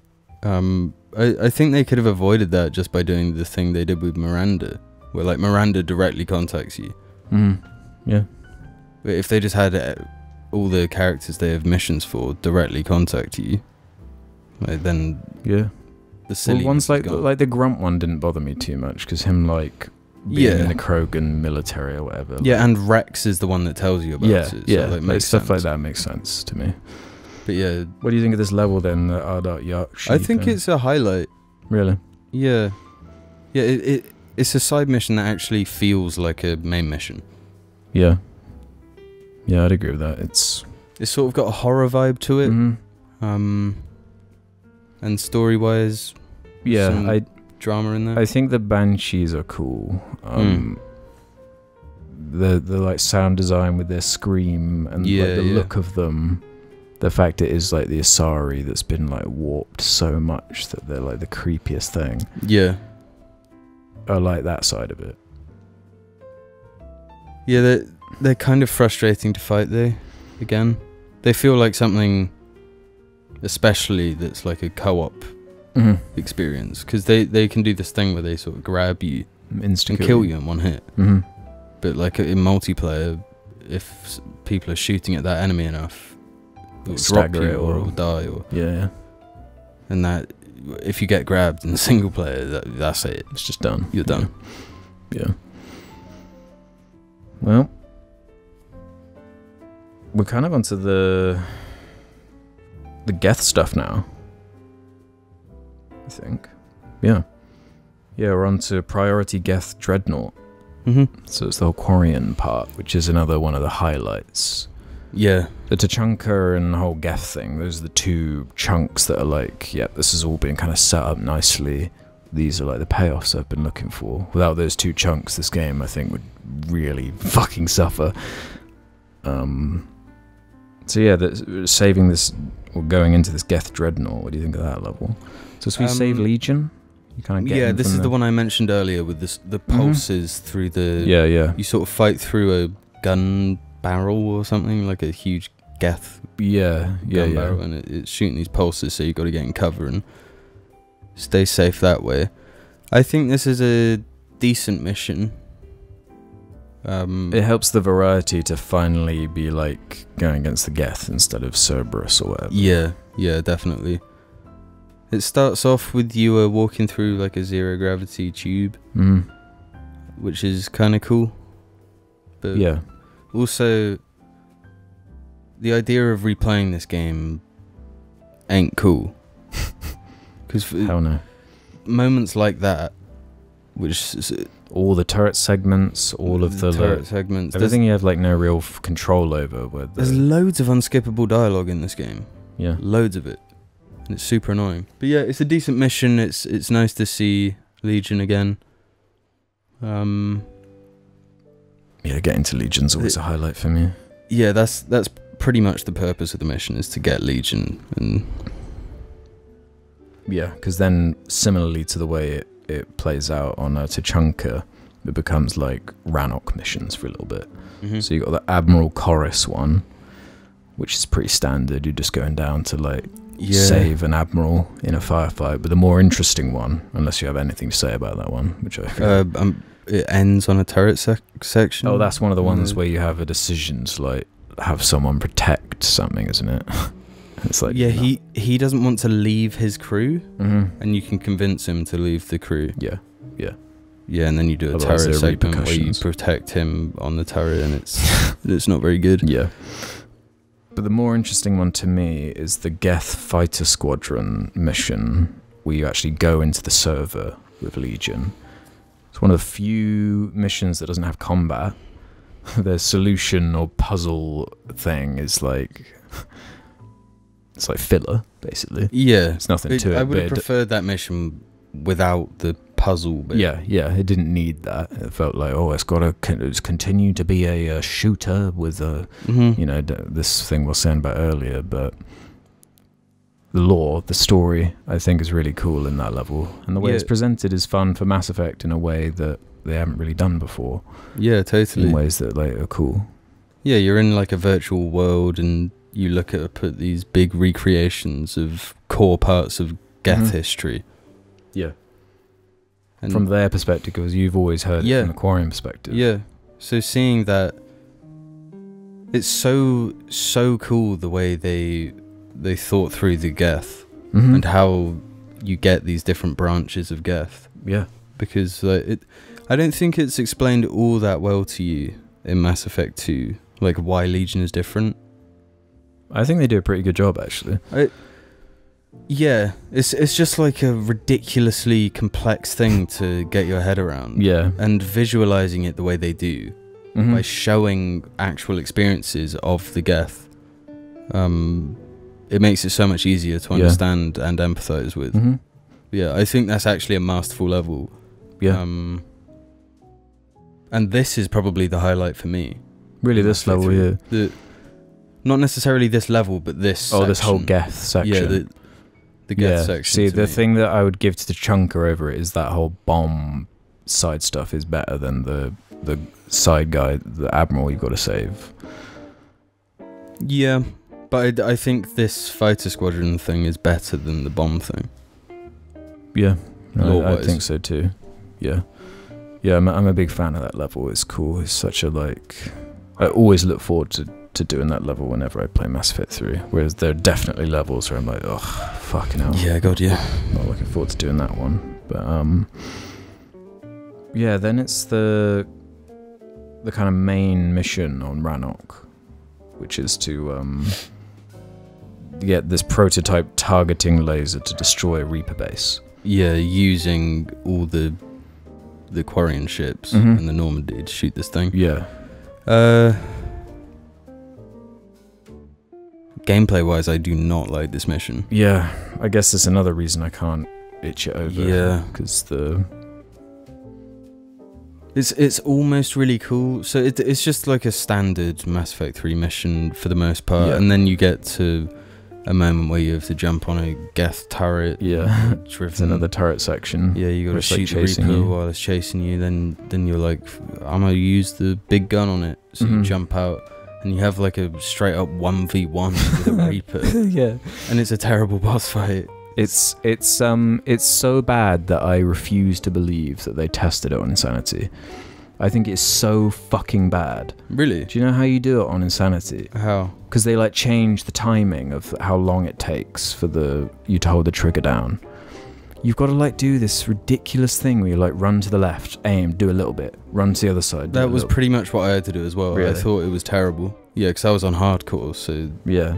And the beam, like the way you like can dodge the beams, like so not clear, and like the boundaries. Yeah. Sometimes you'll just die and you won't know why because from your perspective you were fine. Yeah, that part sucks. I think that fucking sucks when it's like a new system that's like not been used in the game at all. Suddenly you have a boss fight. It's like completely different rules. Fuck this. Sucks. Yeah, and every time you die, you go way back to the beginning of the whole fight. Yeah, which makes it even worse. Fun. Yeah. But it's super frustrating because visually it looks awesome. Why make a set piece annoying like that if, you know? Yeah. Just have it be what it's going to be, you know? Yeah, just have it be piss easy. Yeah, that's disappointing. But then you get a really cool moment. The story ramifications are good. Yeah, and Legion has to sacrifice himself to allow all Geth to become individuals like him. Tali doesn't want this. You can pick a side or you can go super Paragon or super Renegade. Just pick both. I kind of wish you had to choose. Yeah. But at the same time, it would be kind of annoying because it's different to the Genophage thing. Yeah, it is. Yeah, there's more to it. So I'm fine with the game just letting you get away with that. Yeah, because it is still like a speech check type thing too. So if you don't have enough Paragon or Renegade, you won't be able to and again, either way, it's dramatic because Legion dies, and everyone likes Legion. Yeah, the Quarians can get their homeworld back. It's like a little payoff.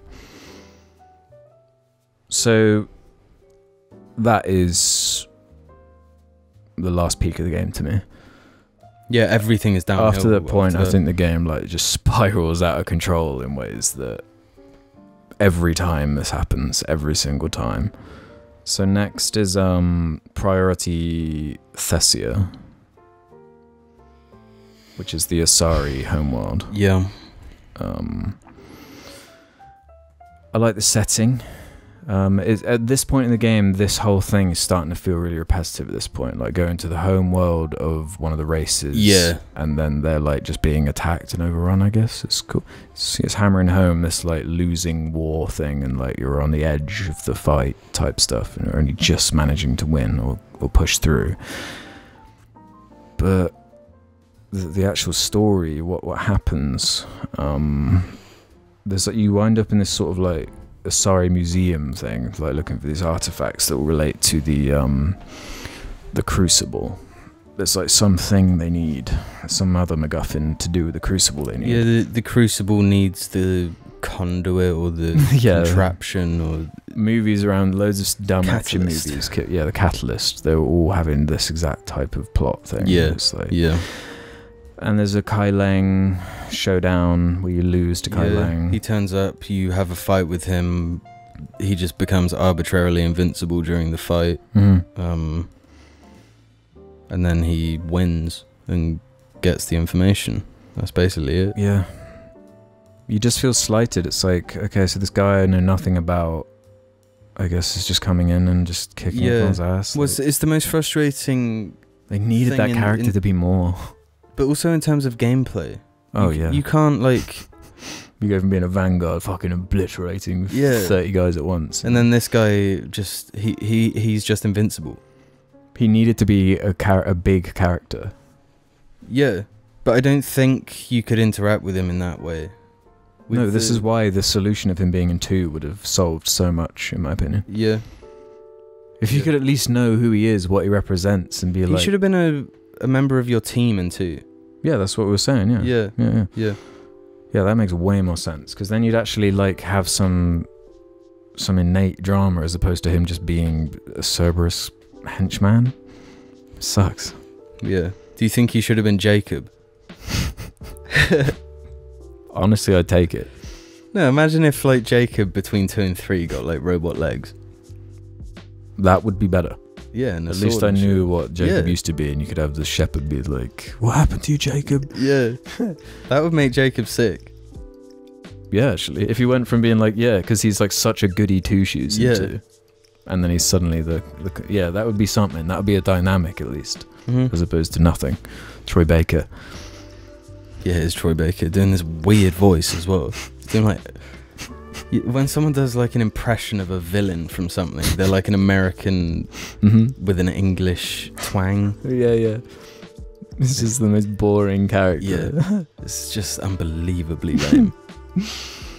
Okay, we're getting towards the end game now. Priority Horizon. So this is the Miranda mission with her dad. It's that kind of payoff. Yeah, they really give Miranda like a send-off. Honestly, I would have preferred like Thane to get more of a thing, or yeah. Did she die for you? No. Yeah, she died for me. Yeah, if you like don't give her access to something, you on the can Citadel, you can give her like alliance resources. Yeah, if you don't let her, she'll die, or if she's not loyal in 2, she'll die. Yeah. A bunch of stuff like that. Mission is. Again, by this point, the gameplay loop is getting fucking tired. Yeah, God, yeah. Really tired. I was feeling the fatigue at this point. Yeah. This is the level where I feel it really setting in most, because they don't really do anything to spin it in interesting ways. Because you're in like you're going to Horizon, which was in Mass Effect 2, wasn't it? Horizon's one of the bases that are attacked by the collectives. Oh, right, yeah. Which again, it doesn't really feel that similar, but there are these like labs where they're like turning refugees into husks. Yeah, but not the soldier husks, just normal husks. Yeah. So they can control them. They're trying to control the Reapers. That's the Elusive Man's whole thing. Yeah. Feeding more into this. It's just trying to set up the ending choice. I feel like they could have used this mission to alleviate some of the problems I have with like they're turning them into these husk like men that we can control and put them in suits of armor, and it could have been a good way for them to actually explore that a bit and explain what the fuck is going on with that. but they don't. they're just turning them into actual husks and then using like brain powers to control them. It's arguably more confusing. Yeah. I mean, it just means they're spending even more resources in another end of the galaxy. Like, how powerful is this group? They have more resources than the Citadel, which is every race like Working combined together, in one place. Yeah, it's really stupid. I keep harping on about it, but like the game does nothing to explain it at any point. Mm-hmm. And I've been thinking about this shit since 2012, whenever this game came out, like trying to. And I'm telling you, just with the years, it's getting worse and worse. This shit. Yeah. What about the way it concludes with Henry Lawson and that whole stuff? Miranda like throws him out a window.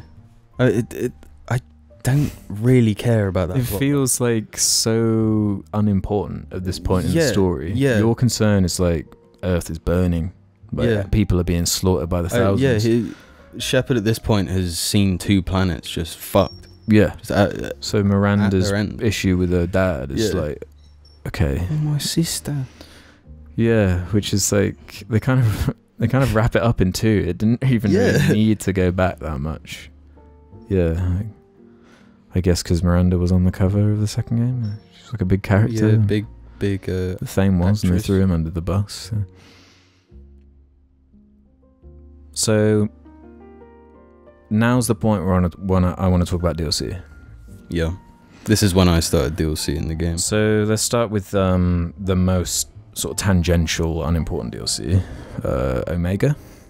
Mm-hmm. I don't mind it, but I'm also like confused as why they decided to make it for this game. Yeah, I don't like it. It's like an hour and a half of just combat. Yeah. Again, on top of it, it just hurts the pacing of this game even more. And then it tries to do the Mass Effect 2 thing where you put your weapons away and you go and chat to people, but they just say to you, "Hey Shepard, go get this like USB stick." Yeah. "Hey Shepard, go get this password, thanks." That's it. That's the extent. Like the side quests are really bad. Yeah. Mm-hmm.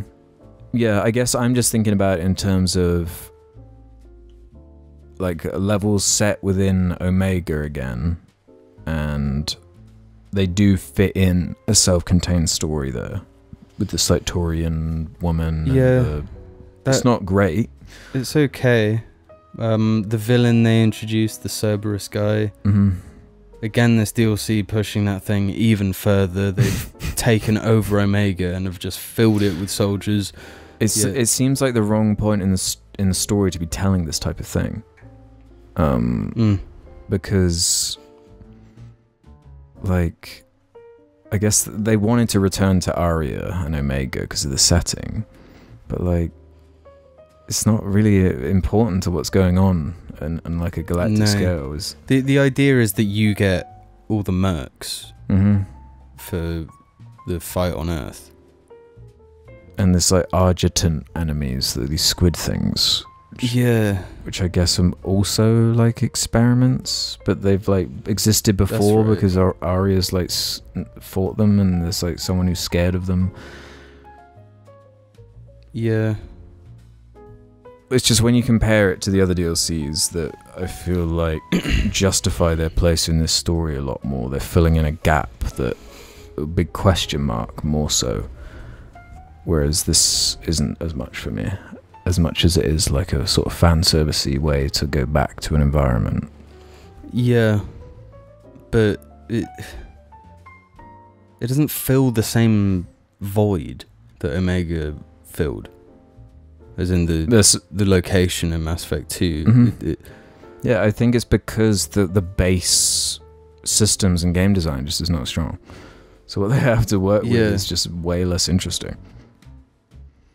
Yeah, totally. But again, it's Cerberus. You're just fighting Cerberus for an hour and a half. No, there's like robot enemies that aren't in the rest of the game. Yeah, that's right. Which... yeah, they've got the robots and the adjutants. They're just like the robots from Mass Effect 2. So it's not like I've never seen them before. Yeah. Yeah, I wasn't impressed by Omega. Yeah. Yeah, I've never been particularly blown away by it. I just like it, I guess, just to go back to Omega. But yeah, in playing it this time, I mean, yeah.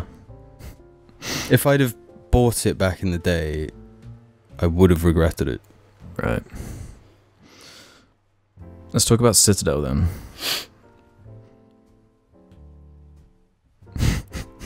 We might disagree on Citadel. This is the value Citadel has to me. You get no wrap up with the characters or satisfying conclusion to like the squad aspect, the team aspect in the base game of Mass Effect 3. And I feel like the conclusion and like going to the arcade and everything in Citadel, and like the character moments and stuff with the party and shit. Even though it makes no fucking sense that you're like stopping everything to like go on this stupid side mission, you are ticking off some boxes there. Yeah, I think they just went too far with the levity. They like tried to make it just too funny, because now this is just part of the game and not a DLC. It was made with the context of everyone the release already finished the game. Yeah. So now it is tonally bizarre. Tonally, it is fucked. It is actually such whiplash. It turns into a comedy, and a mostly bad comedy.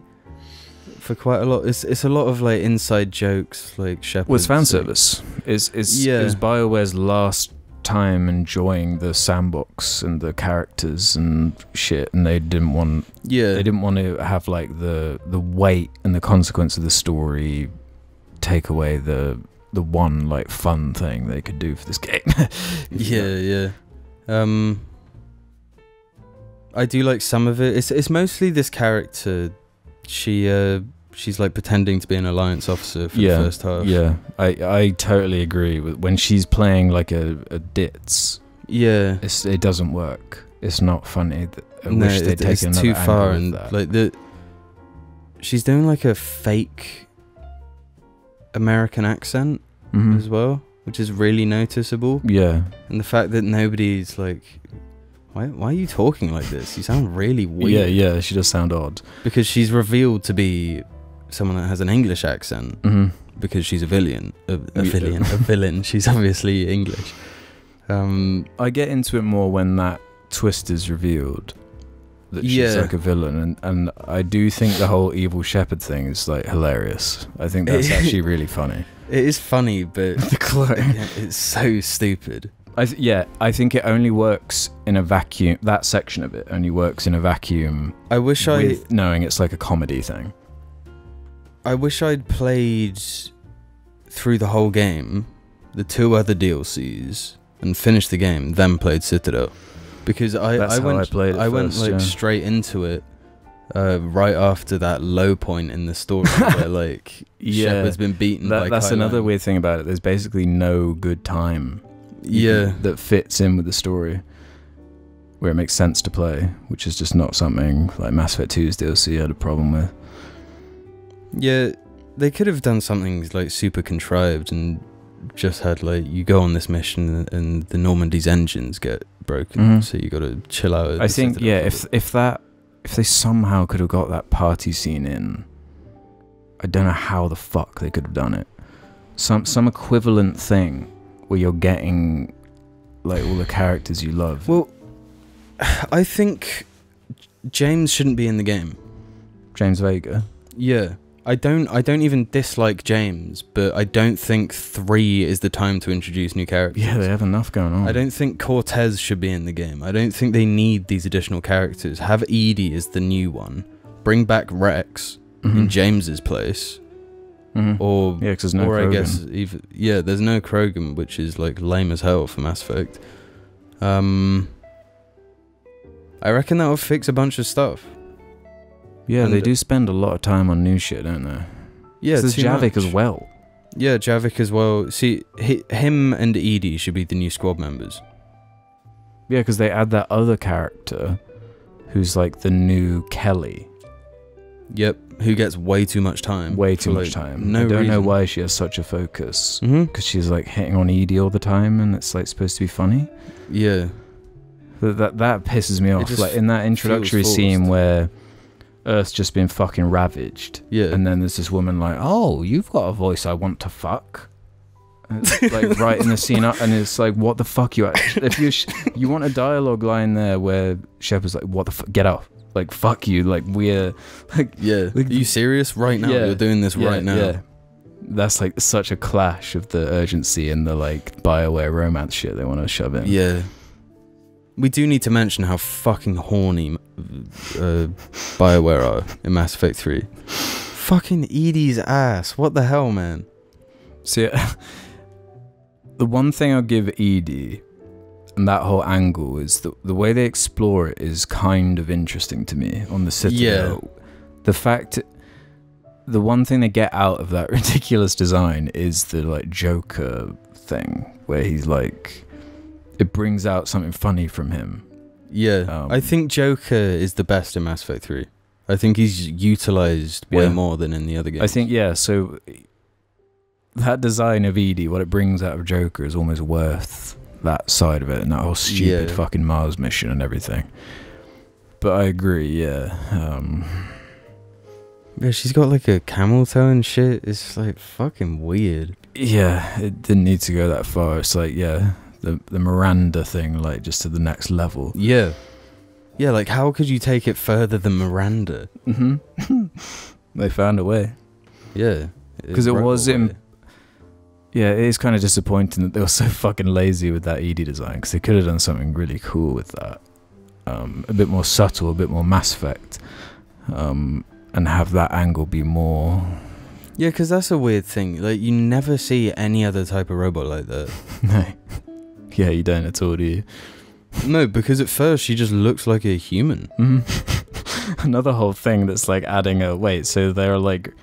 That's like a technology then? Like robots it's that brushed off in like some... when you go to the Cerberus base, like... you can find some audio log. And you find out that Edie is the rogue VI from Luna. That's right, yeah. That mission. And then the elusive man in like the third audio log is just like, create another robot called Eva. That's the explanation. That's why there's no other ones, I guess. That sucks. That fucking and sucks. I guess it's called Eva because of the Adam and Eve thing they were going for with. Yeah, Anyway, yeah, I'm and jumping about, and yeah, because um, it feeds into that. You know, it makes sense with like the Geth and this idea of like AI being life and what does it mean and how does it work. Yeah, with, like, yeah. That is that story nugget and the plot side of it I like, but yeah, the fuck. I wish it was a slightly different design personally, but Yeah, I do as well. so I look at the Geth and I think that's like a cool, unique, like robot. Yeah, they're awesome. Sci-fi design. When I look at Edie, I don't really feel that way, the robot one. Because even when she's like a hologram, it's more creative. The like pussy face thing. Yeah, she's like a clitoris. Yeah. Anything else on Citadel then? I mean, 'cause you get yeah, the whole it's arcade fine. thing, and you get like the it's like a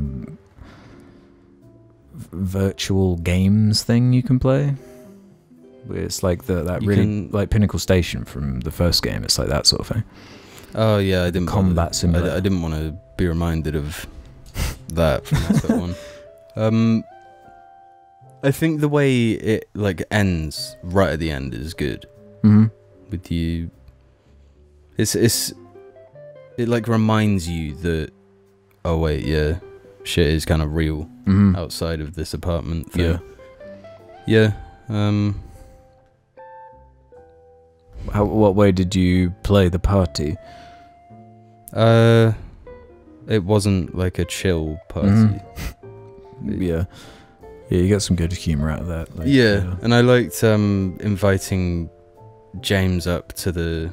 You can like invite a bunch Yeah. of people up separately, and you can actually get a Thane like funeral. yeah, you can get Kolyat. Which like is Thane just not in the game at all past the Citadel attack No. in the base game? That like that. How did that happen? Yeah. He's my favorite character from Mass Effect 2. Yeah, How did I've they do always him felt like that? slighted by that. I can't believe He's they just did in that like because the top floor of the hospital up until he dies. can you see him in the Yeah, hospital? you can go talk to him. Like after he's been stabbed. I think there must be a send-off scene because you can romance him. I'm currently recording my my romance playthrough, so I'm not sure how it ends with him. I've only ever just seen because him killed. I really wanted to like talk to him before he died, but he's just like gone. He gets stabbed and that's it. So yeah, the funeral scene is a huge improvement. Like it should have been in the game anyway. Yeah, I forgot that's kind of tucked away in DLC. Which they clearly felt they needed to include because there wasn't enough in the base. I'm sure BioWare were like super aware of all. Oh yeah, like before the game was even out. Again, hammering that home. Like the short amount of time they made this in, I think is quite impressive. Yeah, but final bit of DLC, Leviathan. Curious what you think of this one because out of all the DLC, it's the only one that really has kind of massive lore implications. They straight up just explain the whole Reapers thing, every answer basically. In terms of, this is becoming a running thing, but in terms of like gameplay and mission design, fucking shit. Yeah, awful. Yeah, not great. Really not fun. And they try to mix things up by having you do this this thing in a lab, like Batman, narrowing down where you got to go. And it just ends up being like going around and seeing what the game will let you press A on. Yeah, see, that was something where I was like, I like the idea of what you're going for here. It could be awesome. Like, imagine a Mass Effect game where like that is the goal, where there's like some mystery. Yeah, if you're like a space cop and you're collecting clues and you're narrowing down the location and it's gradually getting evidence. Yeah, that's like a really cool idea. That'd be sick. But it's such a small DLC. It's so restrictive in that like the game will only let you look at what they want you to look at. Yeah. So then there's no... I'm not doing anything. I'm just going through the motions, doing what they have told me to do. So yeah, every time I was like, I'll meet you back at Bryson's lab. I was like, for fuck's sake, really? So I had a pretty not fun time with that DLC. They introduced the Leviathan, which is like a creature that indoctrinates people. Well, yeah, they explain basically what the Reapers are. Yeah. So the Reapers were based off of this or these things. These squids. These squids that created the robots to kill organics before they created robots that would kill organics. So we talked about in the review for the first game that like Mass Effect's all about evolution, right? These squid creatures evolved with the innate ability to like use brainwaves or whatever fucking bullshit, basically telekinesis, indoctrination, in order to control the life forms around them, in order to advance them as a species. Yeah. So they were basically like the first apex species that evolved like to those crazy accelerated degrees that they do. Yeah. And it's thanks to that kind of initial like evolutionary chain that led to them like making the Reapers and this whole weird like AI thing that's like managing the galaxy, basically. It's like to stop... it gets really stupid. It all falls apart. The explanation of Leviathan doesn't help with the explanation of the Reapers. They fucked it. They ruined the Reapers. I think it's one of the biggest problems of Mass Effect 3 is they ruin the Reapers. Yeah, unless the indoctrination theory is true, the Reapers are ruined. But and we'll get to the indoctrination theory. Yeah, even if the indoctrination theory is true, everything is still ruined, in my opinion. Yeah. I mean, the indoctrination theory isn't true. No, but yeah, it's the whole thing that makes the Reapers so intimidating in that first game is the unknowns, is this idea that it is something that has been evolving and is so far beyond what like your primitive little brain could even begin to comprehend, that us trying to explain it is frivolous, it's pointless. We just represent an unstoppable force, which is like a cool, overwhelming point to like come from. Yeah. But then they fall into the problem of like feeling the need to explain their motivation and the whole process. And there's this whole thing about like, it was kind of teased in Mass Effect 2 in that Tali mission, this dark energy idea that was originally going to be the motivation of the Reapers, where they were like keeping the amount of life in the galaxy at a certain like kind of level to stop the dark energy stuff from... Yeah, it was meant to be like a dark matter or antimatter or whatever. Yeah. But even then, I mean, that's quite a out there ending to try and throw in at this point. I think they just didn't have a concrete enough sort of plan of where to take it. I don't think they even needed to explain it, really. Yeah, they could have just hung up on it because the characters are what is important. Yeah, at the end of it. No, they could have had Shepard get to the like AI that's been controlling them and shit, and then he's like, "Why have you been doing this?" And he's like, "I can't tell you. You can't understand." Yeah, there was definitely like a lot of different ways they could have approached that. But yeah, just kind of explaining that. Yeah, the Reapers. Yeah, they make shit in the form of the things they reap, and that's why they all look like squids. So the original Reapers were like squids. No, so they say the first Reaper was Harbinger. Yeah. And he was made in the form of a Leviathan. Yeah. And he was by himself. Mm-hmm. And then he reaps, and then harvests shit and makes them in the same form as him. Yeah. So the Leviathan says that it was to preserve life. Mm-hmm. I guess it's this sort of like chicken or the egg type thing that it all... Yeah, but then it raises the question like, why the hell were they making a human-shaped Reaper in 2? Like, yeah, they never really give a very good answer for that. Yeah, it makes there's a throwaway confusing line in 2 where they're like, yeah, they tried to make them in the Prothean form, but that didn't work, so now they're doing human. There is like a weird... Yeah, they clearly didn't think about the whole Reaper stuff deep enough. Whereas, yeah, it is enough that they just come in and, like, reap and mutate the shit that they're doing. And it is just, like, technology you can't understand. But what you can understand is that they are able to be defeated. You understand that by the end of the first game, so there's always, like, a chance. Yeah. And yeah, it's just the way they fucking indulge and the way they like explain it. Yeah, I don't like Leviathan. I don't think story-wise it should have been something they ever explained. Or if they did, that needed to be a big part of it. Yeah, not just like an hour or two long DLC. Mm-hmm. I'm just having flashbacks to how shit the DLC actually is. There's the part that's reminiscent of the Mass Effect 1. Is it Thessia?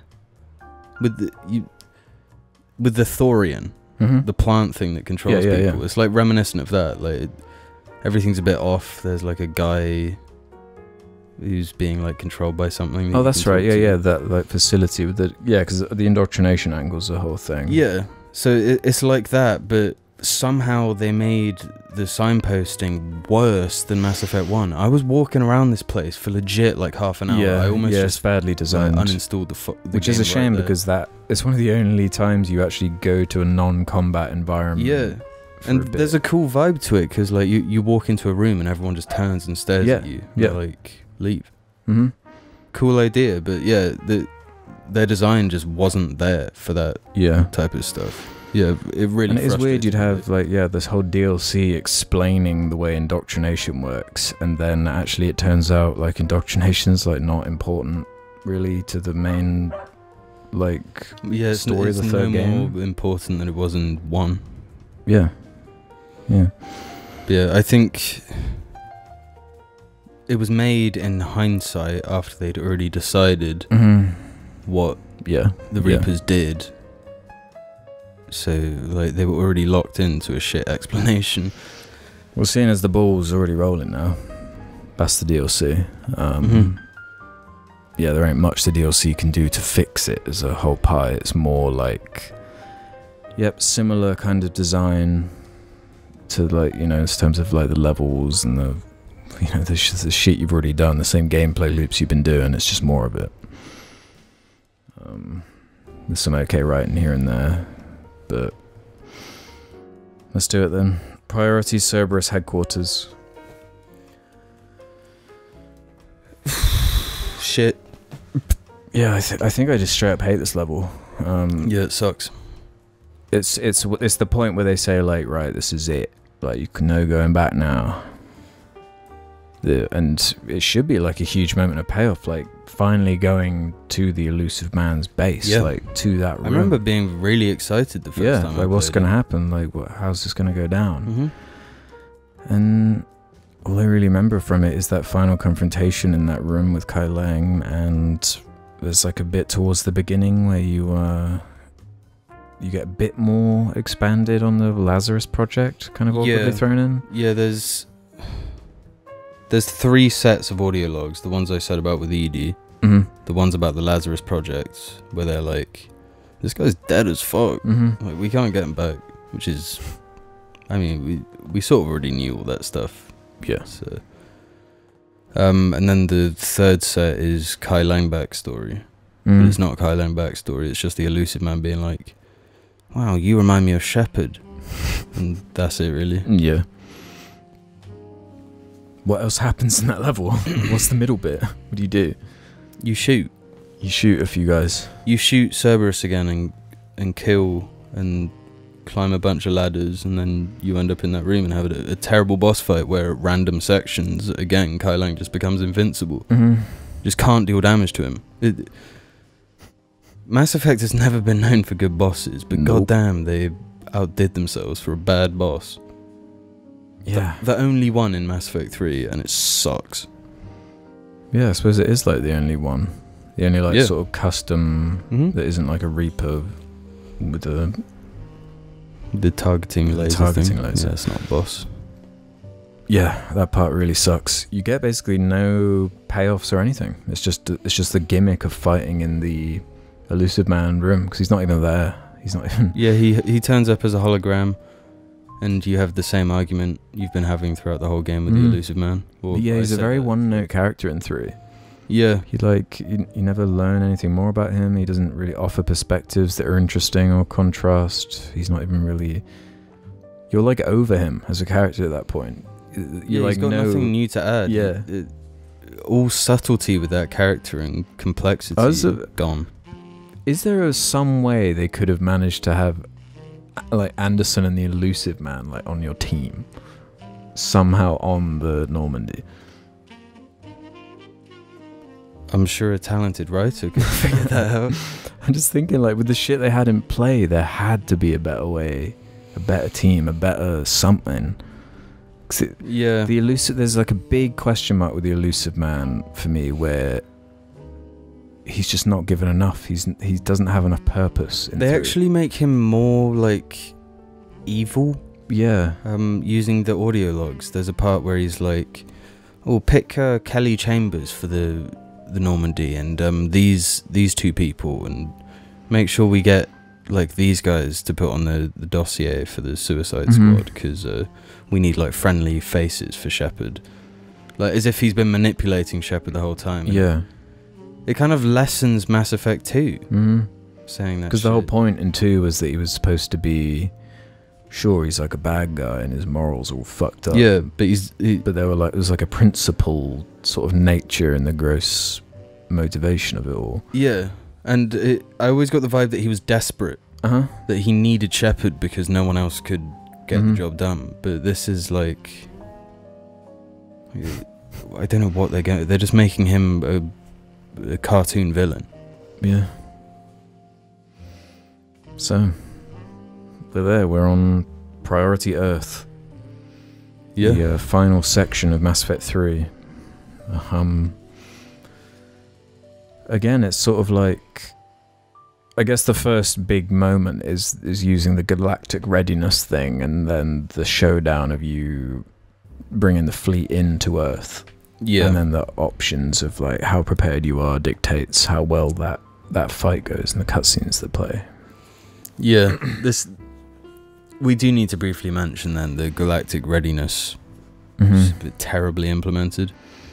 Yeah, I always just question like what the point is, because there's just like a line. Yeah, sort it's of like- worthless, but it's not like you can start the assault on Earth whenever you want. I think the game should have been designed like, it's very hindsighty, but Breath of the Wild. I think I think it should have been more like... Oh, you're saying so like, You or can more like start it 2, a whenever you suicide mission where like, yeah, like you don't have to do the loyalties, but you should, yeah, sort of thing. Yeah. I think you should be able to go in with like, you've only just got the Krogans, or you've only got the Turians, or only the Asari, but Yeah. you can do stuff to make it so you have as many as you can possibly get. Because there's like no replay value to this game. Yeah, the only replay value you get are just One Paragon, one yeah, Renegade, but yeah. even that stuff, like, there's less dialogue options than ever before, I think. Yeah,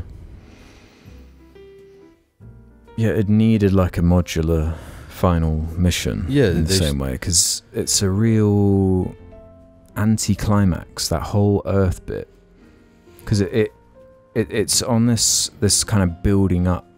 The whole Earth thing is building up. It's good. You start with that whole action scene of getting into Earth and taking down the fleet or whatever, and you're like, okay, this is cool, it's building up, we've done that bit, how are we gonna now...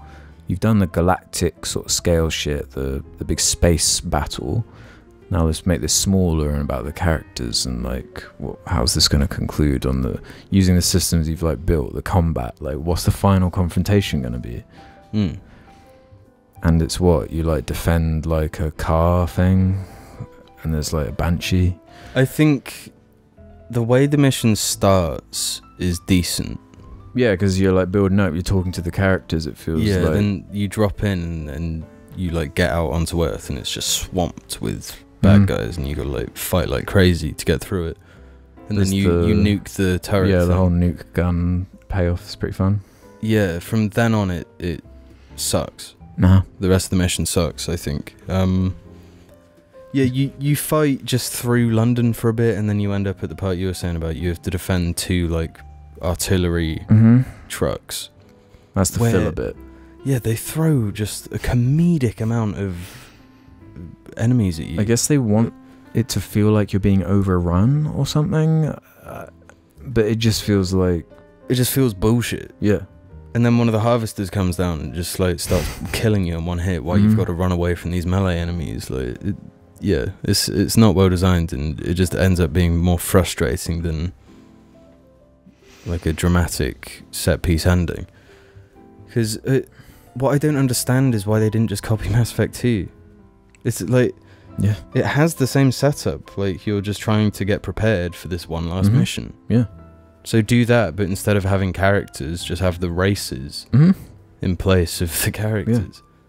Yeah. It seems like the obvious thing, instead of there just being nothing at the end. Yeah. Nothing impacts anything. It's the same mission, no matter what. Same dialogue. You get introduced to some Cockney guy. You get some nice... like character moments. Yeah, you get a chance to talk to your squad before going in.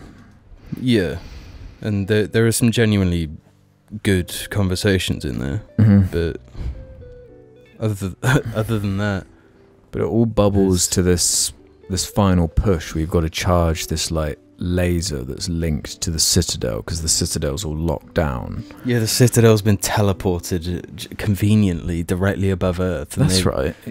This is because... Oh my god. At Yeah, the I end, forgot about that's this. what you discover in the... On the Asari homeworld. No, it's what you get from the Asari homeworld. What are the The Cerberus? catalyst thing. When you invade Cerberus, you find out that the Elusive Man has warned the Reapers that you now have the intel that the the Citadel is the catalyst for the Crucible. That's right. Yeah. So they teleport the Citadel above Earth, shooting a teleporter down to Earth's surface. So who teleports it? The Reapers. That makes no sense. The Reapers, to protect it, put it above Earth with a teleporter down to Earth, because they're taking human bodies up to the Citadel. But I to thought the harvest them. Reaper's whole goal was to get to the Citadel. Because the Citadel's the hub of the like relay network. They use the Citadel to... No, that was... They stopped that in Mass Effect 1. But I do think... That's right, yeah. I do think they should have started there. I think that's where the game should start. On the Citadel. It makes way more sense. Yeah, because like every other time they would have come to the galaxy through the Citadel. So why wouldn't they? And also, the Citadel? it's kind of shown it's like a sore spot for them. Like they lost there. Yeah, their last defeat was at the Citadel, and it's theirs. Mm-hmm. They made it. Yeah. So like, why would they just be? Well, cool and also living just from a strategical perspective, like it's kind of the hub of where everything's organized from. Yeah, it'll be chaos so many people, with that. Yeah, out of the loop. Yeah, exactly. But just at the their last second, tactics make no sense. Yeah. Their tactic is to move this place to where everyone is going to be, with a teleporter shooting down where any human can, or Turian or whatever, can just get into it and be inside the Citadel where they can't be because they closed it. So yeah, they got to charge this laser. Yeah, huge plot hole. Holy fuck! Yeah, that's bad. It's awful. Yeah, it's actually embarrassing. So then you're charging this portal, and then like one of your squad mates like trips over and bangs his knee, and because they updated this, didn't they? This is an added thing, yeah. Yeah, so one of your squad mates trips, bangs their knee, and then you're like, Joker, fly the Normandy right on top of me, where I'm being shot at by Harbinger, who is like 100 feet down the hill, and then he flies in, stops just right there, picks up your squad mates and flies off. And then during this cutscene, Shepard turns around and looks at the Reaper. He's like, oh yeah, that's right there. And it just shows like. Because they did need a moment like that. Yeah. Where he's left behind and he gets like a moment with his squad. But like there's no way you could put it. Yeah, it's too late. You've already fucked it. Yeah. We've already fucked it. Because the moment everything breaks beyond repair is when the laser hits you. And then the ending begins. Yeah. Everything changes after that point. Once you're shot by the laser, you're no longer like in the same armor. You're like a damaged version of it. You've got like a pistol with unlimited ammo. You have control like the intro of Destiny 2, where you're like kind of limping around. So different style completely. Yeah. There's Marauder shields there. Yeah, the final boss of Mass Effect 3. The final boss. Yeah. One Marauder. That you like kill in slow motion, and then because it has to awkwardly play out this way because you're hit by the laser, you somehow survive. As Shepard's waking up, Harbinger like flies off for some reason because he can't stay there watching the beam. So then Shepard has enough time to sneak into the laser, then get a call from Anderson, who's also, they say, came in just after you. Yeah. Then it goes to the next level. It's like inside the Citadel, and it's actually like a fever dream at this point. Like it's not Mass Effect anymore. It turns into just like this. It's like the end of 2001. It just doesn't. For a game like this, it does not make any sense. For a game that's all about like the dialogue and the characters and what they're talking about and the way it's building like naturally, it's completely goes a different direction. Completely out there. So you're like inside the Citadel. For some reason there are like bodies everywhere. Yeah, because that's why the laser is shooting down from the Citadel. The Reapers are sending human bodies through the citadel to harvest them. So that's the explanation for the teleport. Yeah, because Anderson has a line where he's like, "Yo, it reminds me of what you said about the collector base." Yeah. It's like meant to be some justification for the ridiculous, like, tactically, it makes no sense. Yeah. Wait, they have this weapon that can wipe us out.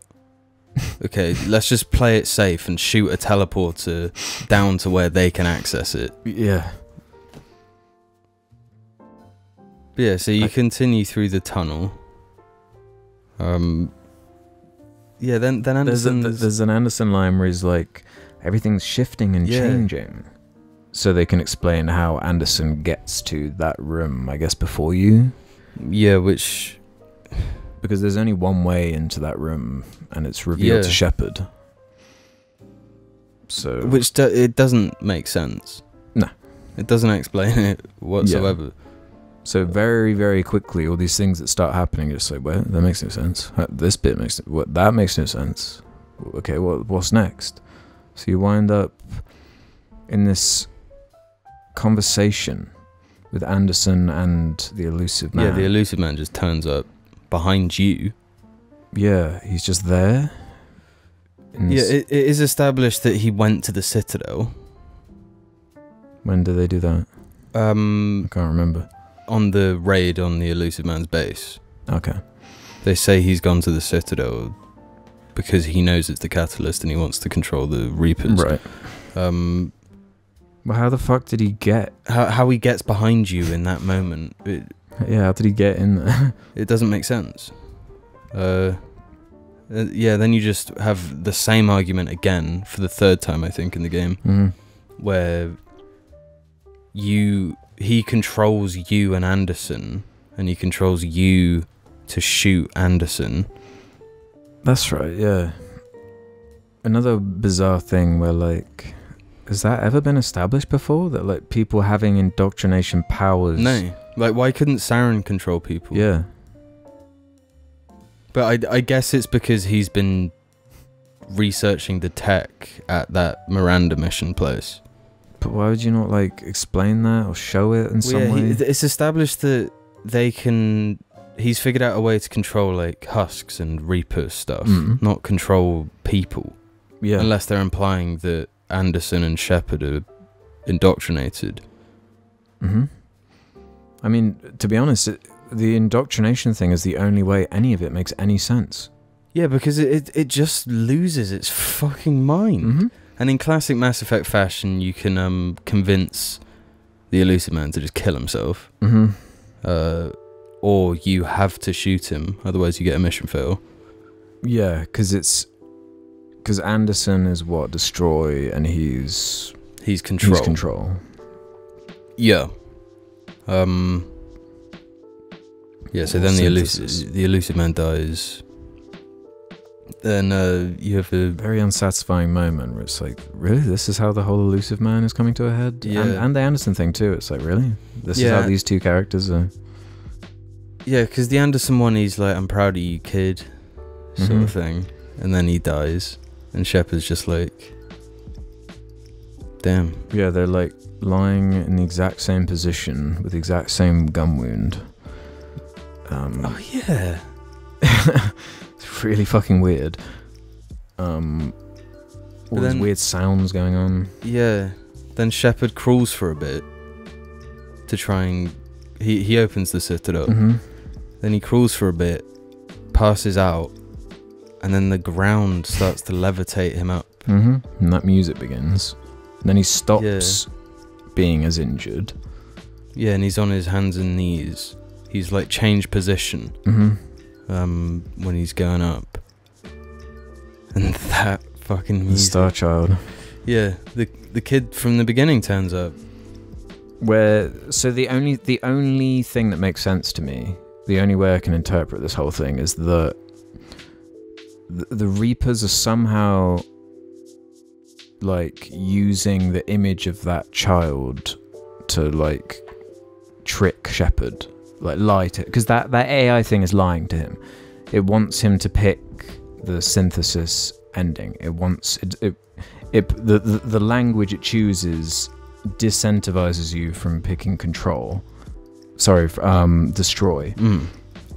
Which implies that it knows that it doesn't want that ending because it would die from it.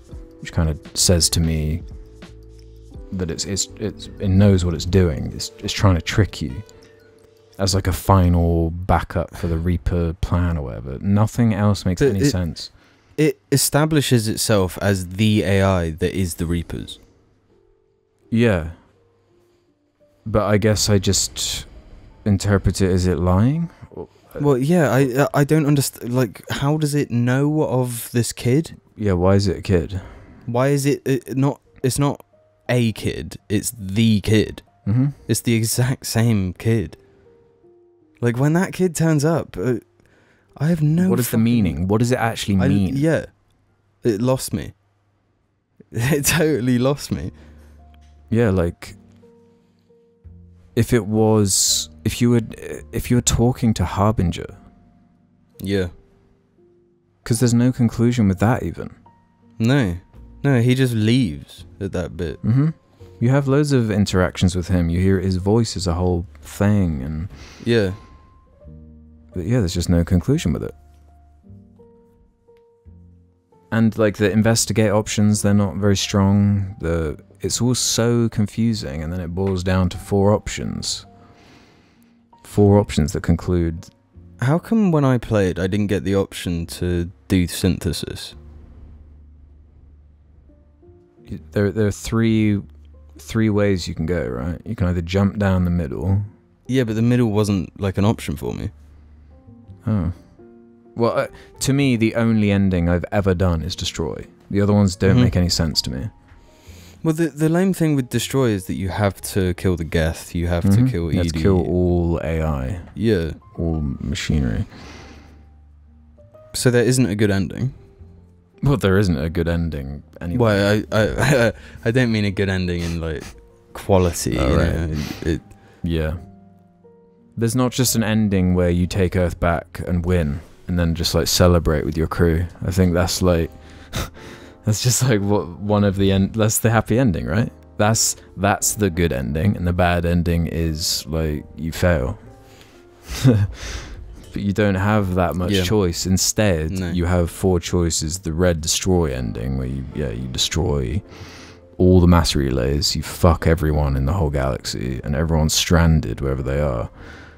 Yeah, being like the majority of everyone is just in Sol. Mm-hmm. So like that place is fucked. Yeah, and there's the added confusion of only in the destroy ending, and only if you have enough galactic readiness do they show the extra cutscene that implies that Shepard survives, which just adds a whole nother level of like, what does that imply? Yeah. Yeah, because he can't survive. If you do the destroy ending and watch that shit, the Citadel blows up with him on it. Yeah. After he's walked into an explosion where of the thing he's just shot. Like he's dead. So the only thing it actually implies is that he was indoctrinated, but that would be him waking up in the rubble after being shot by the beam, which means that they wouldn't have taken Earth back. Yeah. That's the only way that tease ending makes sense, because if it is after him making that choice, then how did his body get there? He's on Earth. Is he definitely on Earth? No. All the rubble is Earth rubble. Right.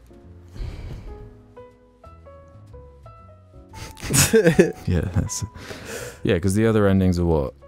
Control, which is what the Elusive Man wants you to do. So it's this is another thing. Like red is typically the bad renegade option. Mm-hmm. They always show Anderson as the one that would go red. Mm-hmm. He's the good guy. Yeah. They always show the Elusive Man going blue. Yeah. He's the bad guy, like objectively. Mm-hmm. What are they trying to say? Like it. Mm-hmm. Are they saying like blue is actually red? I don't think this is a case of like, oh, there's just so much deep symbolism and so much complicated writing going on. It seems more like, no, you've just switched the type of story you're telling. it's a different type of storytelling. It's like a different way of telling stories completely to what you've been doing, and it feels like you're only doing that because you don't know how else to conclude what you've set up. Yeah, that's what it feels like. That or it's too rushed, you know. They could be playing like, oh, you just don't get it, you know, when actually they just... Well, I was really expecting, you know, what's the Metal Gear game where there's that part where you're like, you're going through like a tunnel or whatever, and it's playing like memories of the shit you've done in the game or something.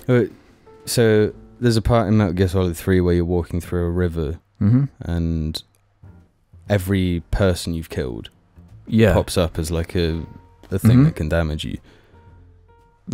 Something like that. Something to just reincorporate the major decisions you've made on your save, just to make it feel like your decisions and those major decisions, something as a payoff, and not sort of try and do that with the dream sequences. They have like lines from the 3 games. Yeah, they're like on the right lines, but it's never like enough. No, it's never enough. They're never given enough. And the other one is Synthesis Green, which is just combining, which is like it's you losing, basically. You become a husk thing. Yeah, I don't know what it means. What are the implications of synthesis? That every living thing is made into like a husk type being. Everything? Yeah. Why that's the one that's implied to be the good ending by the cutscenes. Yeah, because that's the one where, from a Reaper's point of view, that's what they want, because then they win. But do they win? That's not even what they want. They want to preserve life. That's what. Well, because you can. That only makes sense if it's lying. If the AI is lying to you. Yeah, but this Leviathan makes that impossible.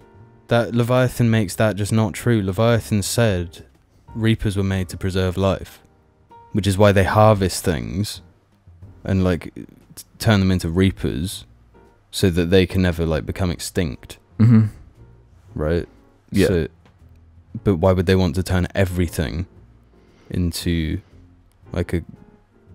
Yeah, using the DNA to set a new synthesized status quo where synthetic and organic life merges together, which in turn makes the Reapers entirely unnecessary. The Reapers become an ally and help to build the damage done to the galaxy.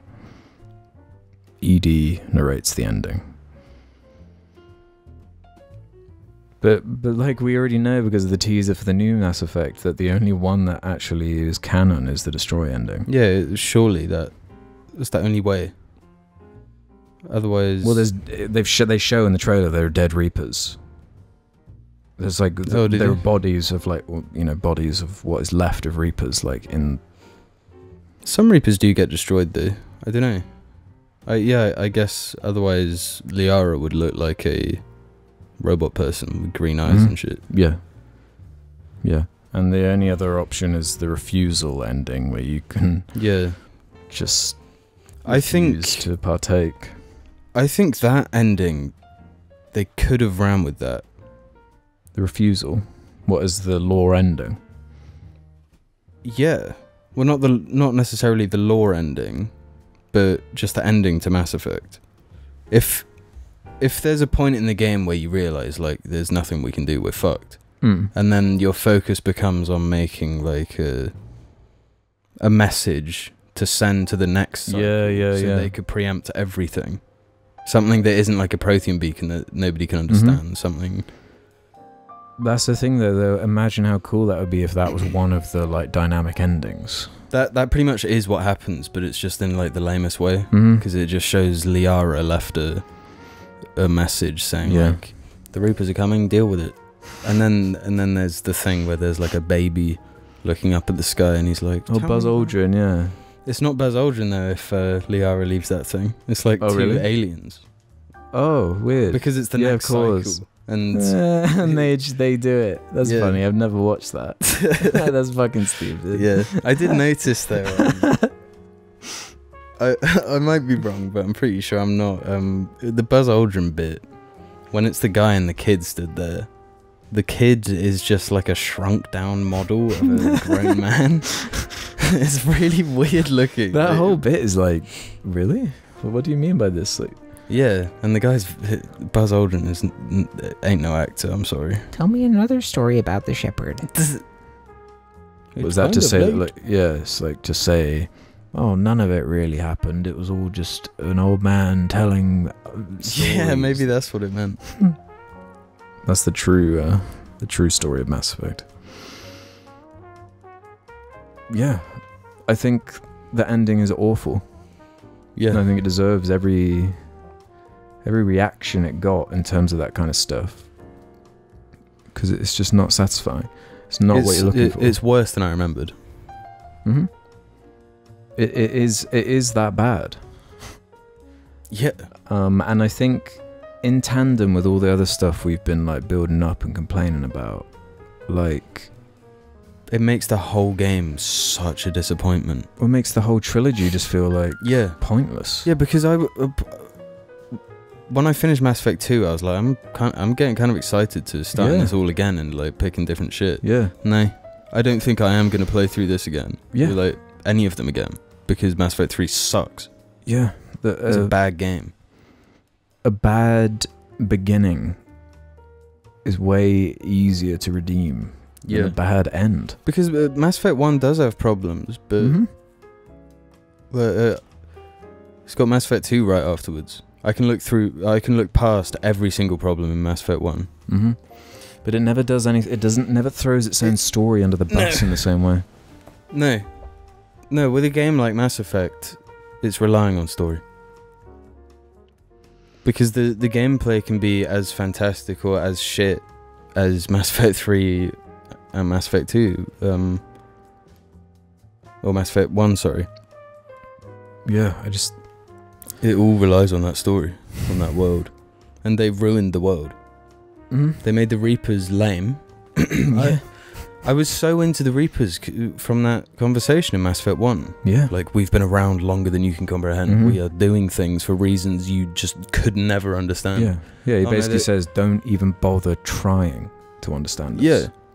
And then it turns out they were made to preserve life because organics always create synthetics, and synthetics always kill their creators. Mm-hmm. So we've made synthetics to prevent synthetics from killing creators by killing creators before they create.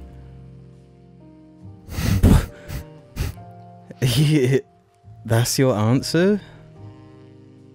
It's only hard to comprehend because it's so fucking stupid. Mm-hmm. Yeah, because it's like, okay, you're telling this in a really convoluted, confusing way. Let me actually just break this down, what you just said. Yeah, it's just fucking dumb. Yeah, so the Leviathans created this thing. They created a synthetic because they know that organics create synthetics and they need something to stop them from creating synthetics that destroy them. And guess what the synthetics that they created did? Destroyed them. That's what we're told from Mass Effect 3. That's what they say. Yeah. Yeah, they fucked it so deeply. It might be impossible to continue. Yeah, unless the only way it can continue is if the next Mass Effect game starts with Shepard waking up and you taking Earth back. It's the only way. Do you think the indoctrination theory would fix it? No, because of that. Because if the indoctrination theory was true, then we still wouldn't have an end. It still would be unconcluded. But no ending at all is better than the ending we got. Yeah, because I guess you can then fill in the blanks, like, oh, he gets Yeah, up and yeah. then goes on to win. Or Yeah, something. it does something. Goes to the real Crucible and just presses a button and wins. And the But Geth don't die. And I think the stuff that's already in play fucks it even before that ending. Which stuff? Just the whole way the story of the third game comes together with the Crucible and... Yeah, I mean, that stuff is lame as hell and cheap and boring. But it doesn't fuck the universe. Yeah, because I don't really have a problem with the Citadel being revealed to be this, like, massively important thing. Well, I mean, it already was. Yeah, they already did that. That was the reveal. Yeah, The- they just do it again. They just... they reveal it again. Yeah. Yeah, it's really hard to actually spin it in any positive way, because, like, I've gone backwards and forwards on this game, like, ever since it came out, trying to figure out, like, my true opinions on it, and I just don't like it. Yeah. I don't think it works. I think overall it doesn't work. I would be more positive on it and would like it more if multiplayer was available right now. That would help in terms of getting that itch scratched by the mechanics of it, but it's that story that keeps you coming back. Yeah, I know. And when you don't have that, sure, you get your Geth arc and the whole Mordin stuff and the Genophage stuff, but we went through every major level in the game, and, like, the only time we were highlighting things was when it was, like, story payoffs of shit that's been set up in the past two games. The one mission that stays in my mind for gameplay reasons is the Solarian homeworld. Mm-hmm. And that I think the game could have done without anyway.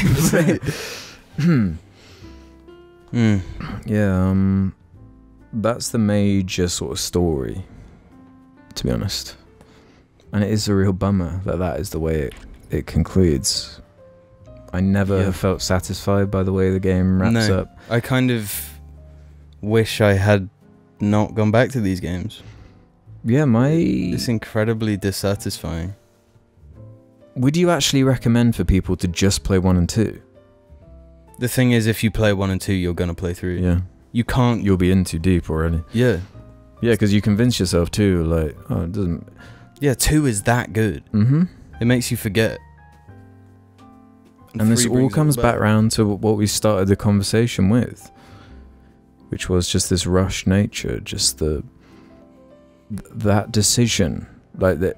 Whoever's decision that was, they should never be forgiven, because they threw down the drain like years worth of fucking build up and, like, affection and just passion and creativity.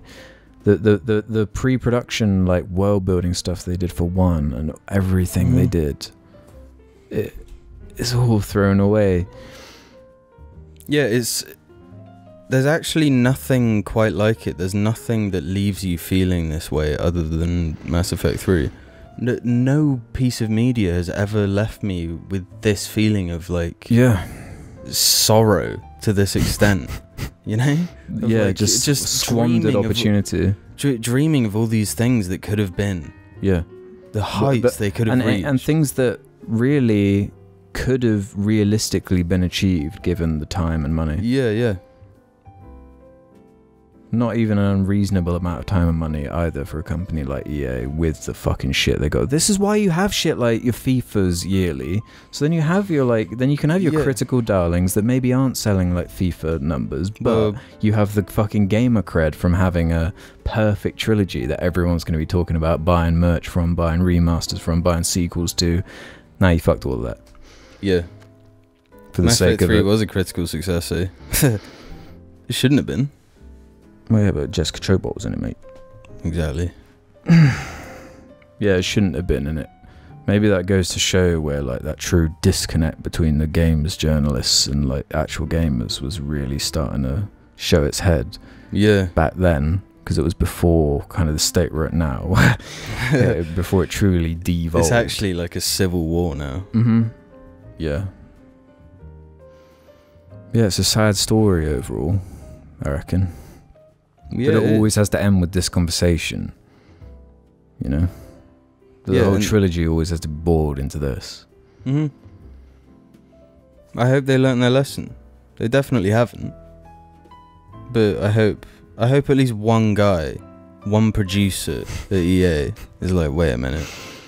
But that is what is so deeply upsetting about it. It's like the hardest part is like done. You've like done the hardest part. You created something that people actually care about, that's genuine, that's taking all of these different inspirations, making something genuinely fresh, new and original. Yeah. And then you throw it away all at the end so you can make a game really quickly.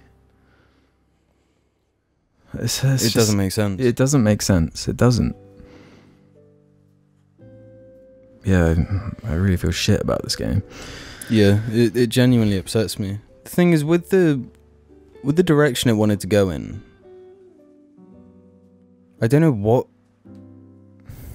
they could have done.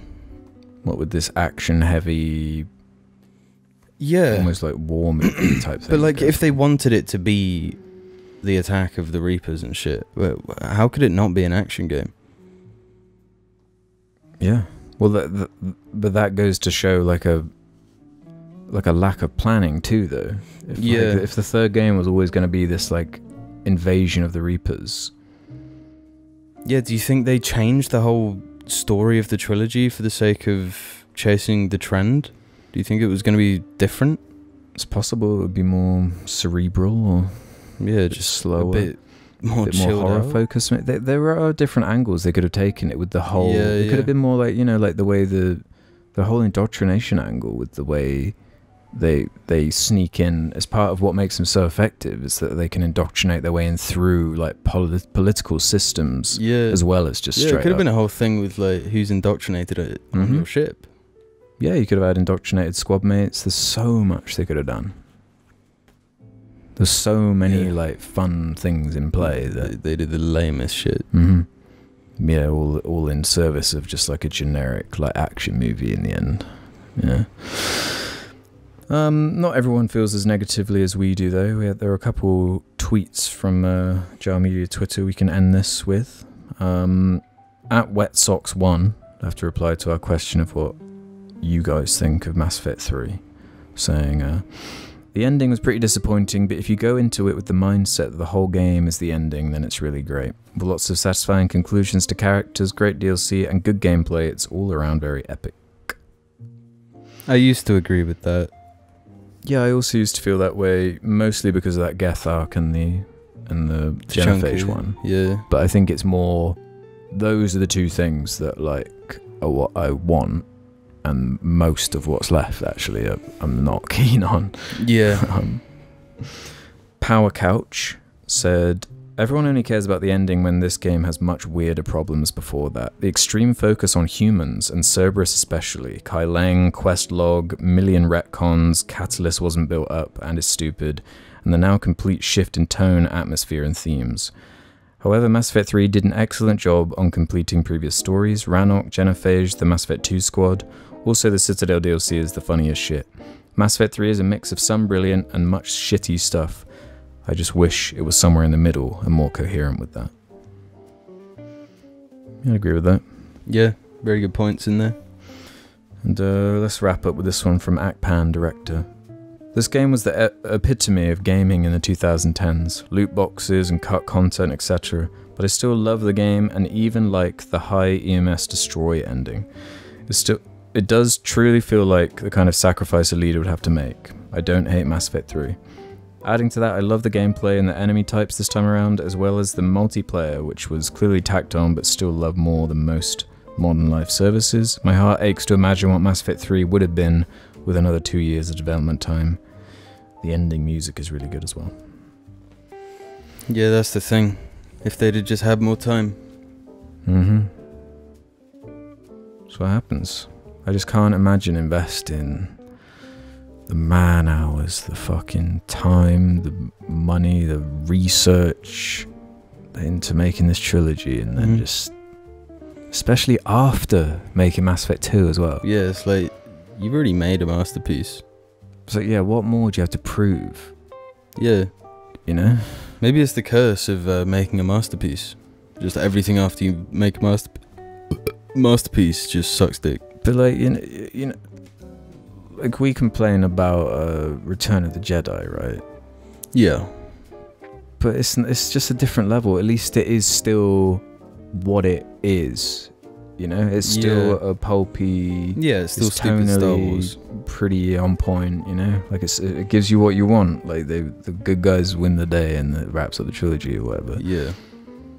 I don't need the good guys to win necessarily, but like just make it feel conclusive, like it's earned, like it isn't all just coming together. Yeah, or fucking don't shit all over yourself. You know, They just answered shit that didn't need answering. Yeah.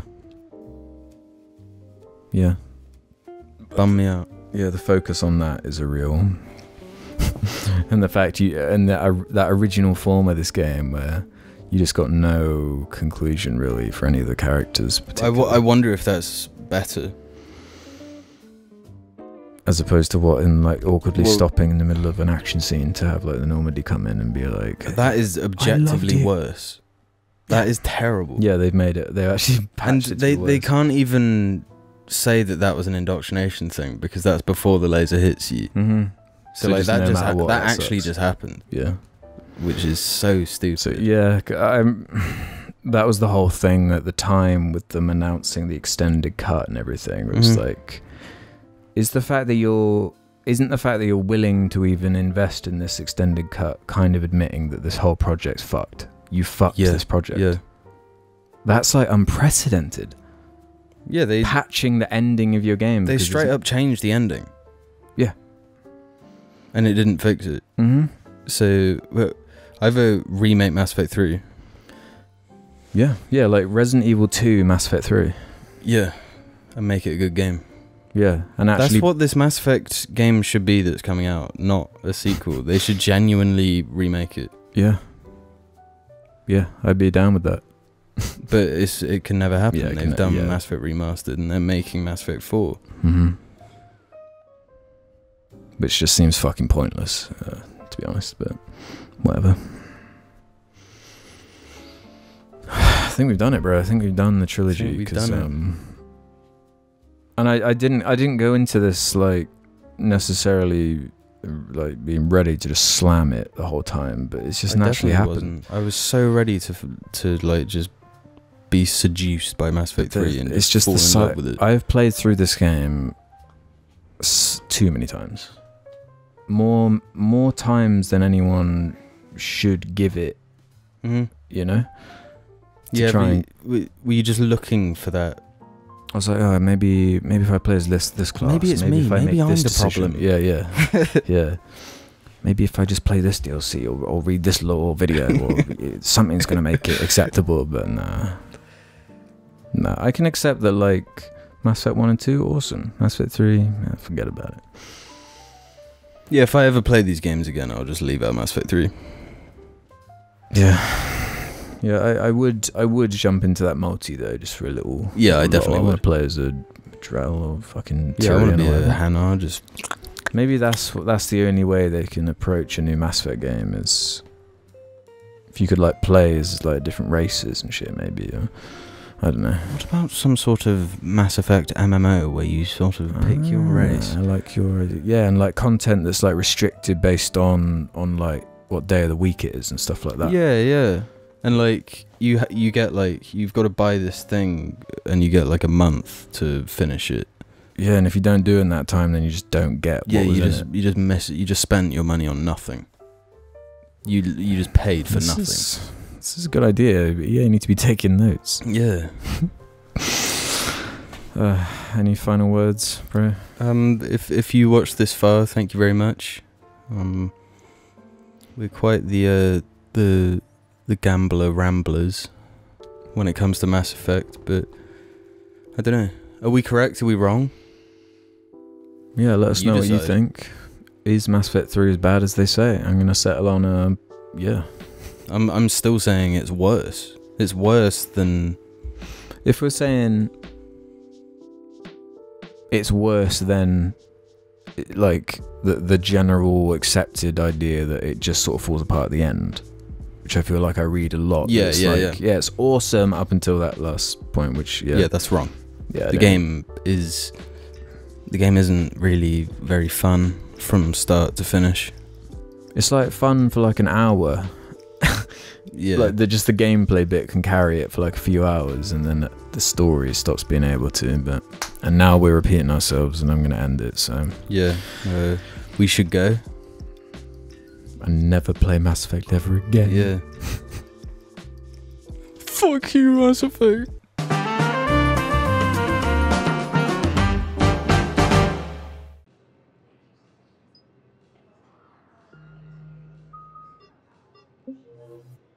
What appears to be the same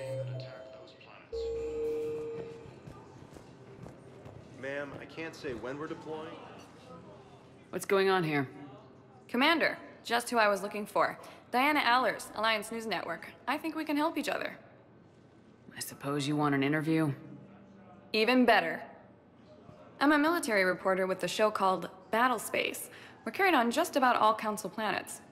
My producers want me embedded on a human ship, and I want that ship to be the Normandy. Why would I want that? Wars can be won or lost in the editing room, and this war needs to be won. I've got Alliance security clearance and operate without a crew. You get veto power over the segments I file. Can you handle an arrangement like that? Or do I keep looking? Tell your producers yes for now. We'll see how it works out. Report to the ship as soon as possible. Any questions? How much gear can I bring? 1 footlocker. Aye, aye, Commander.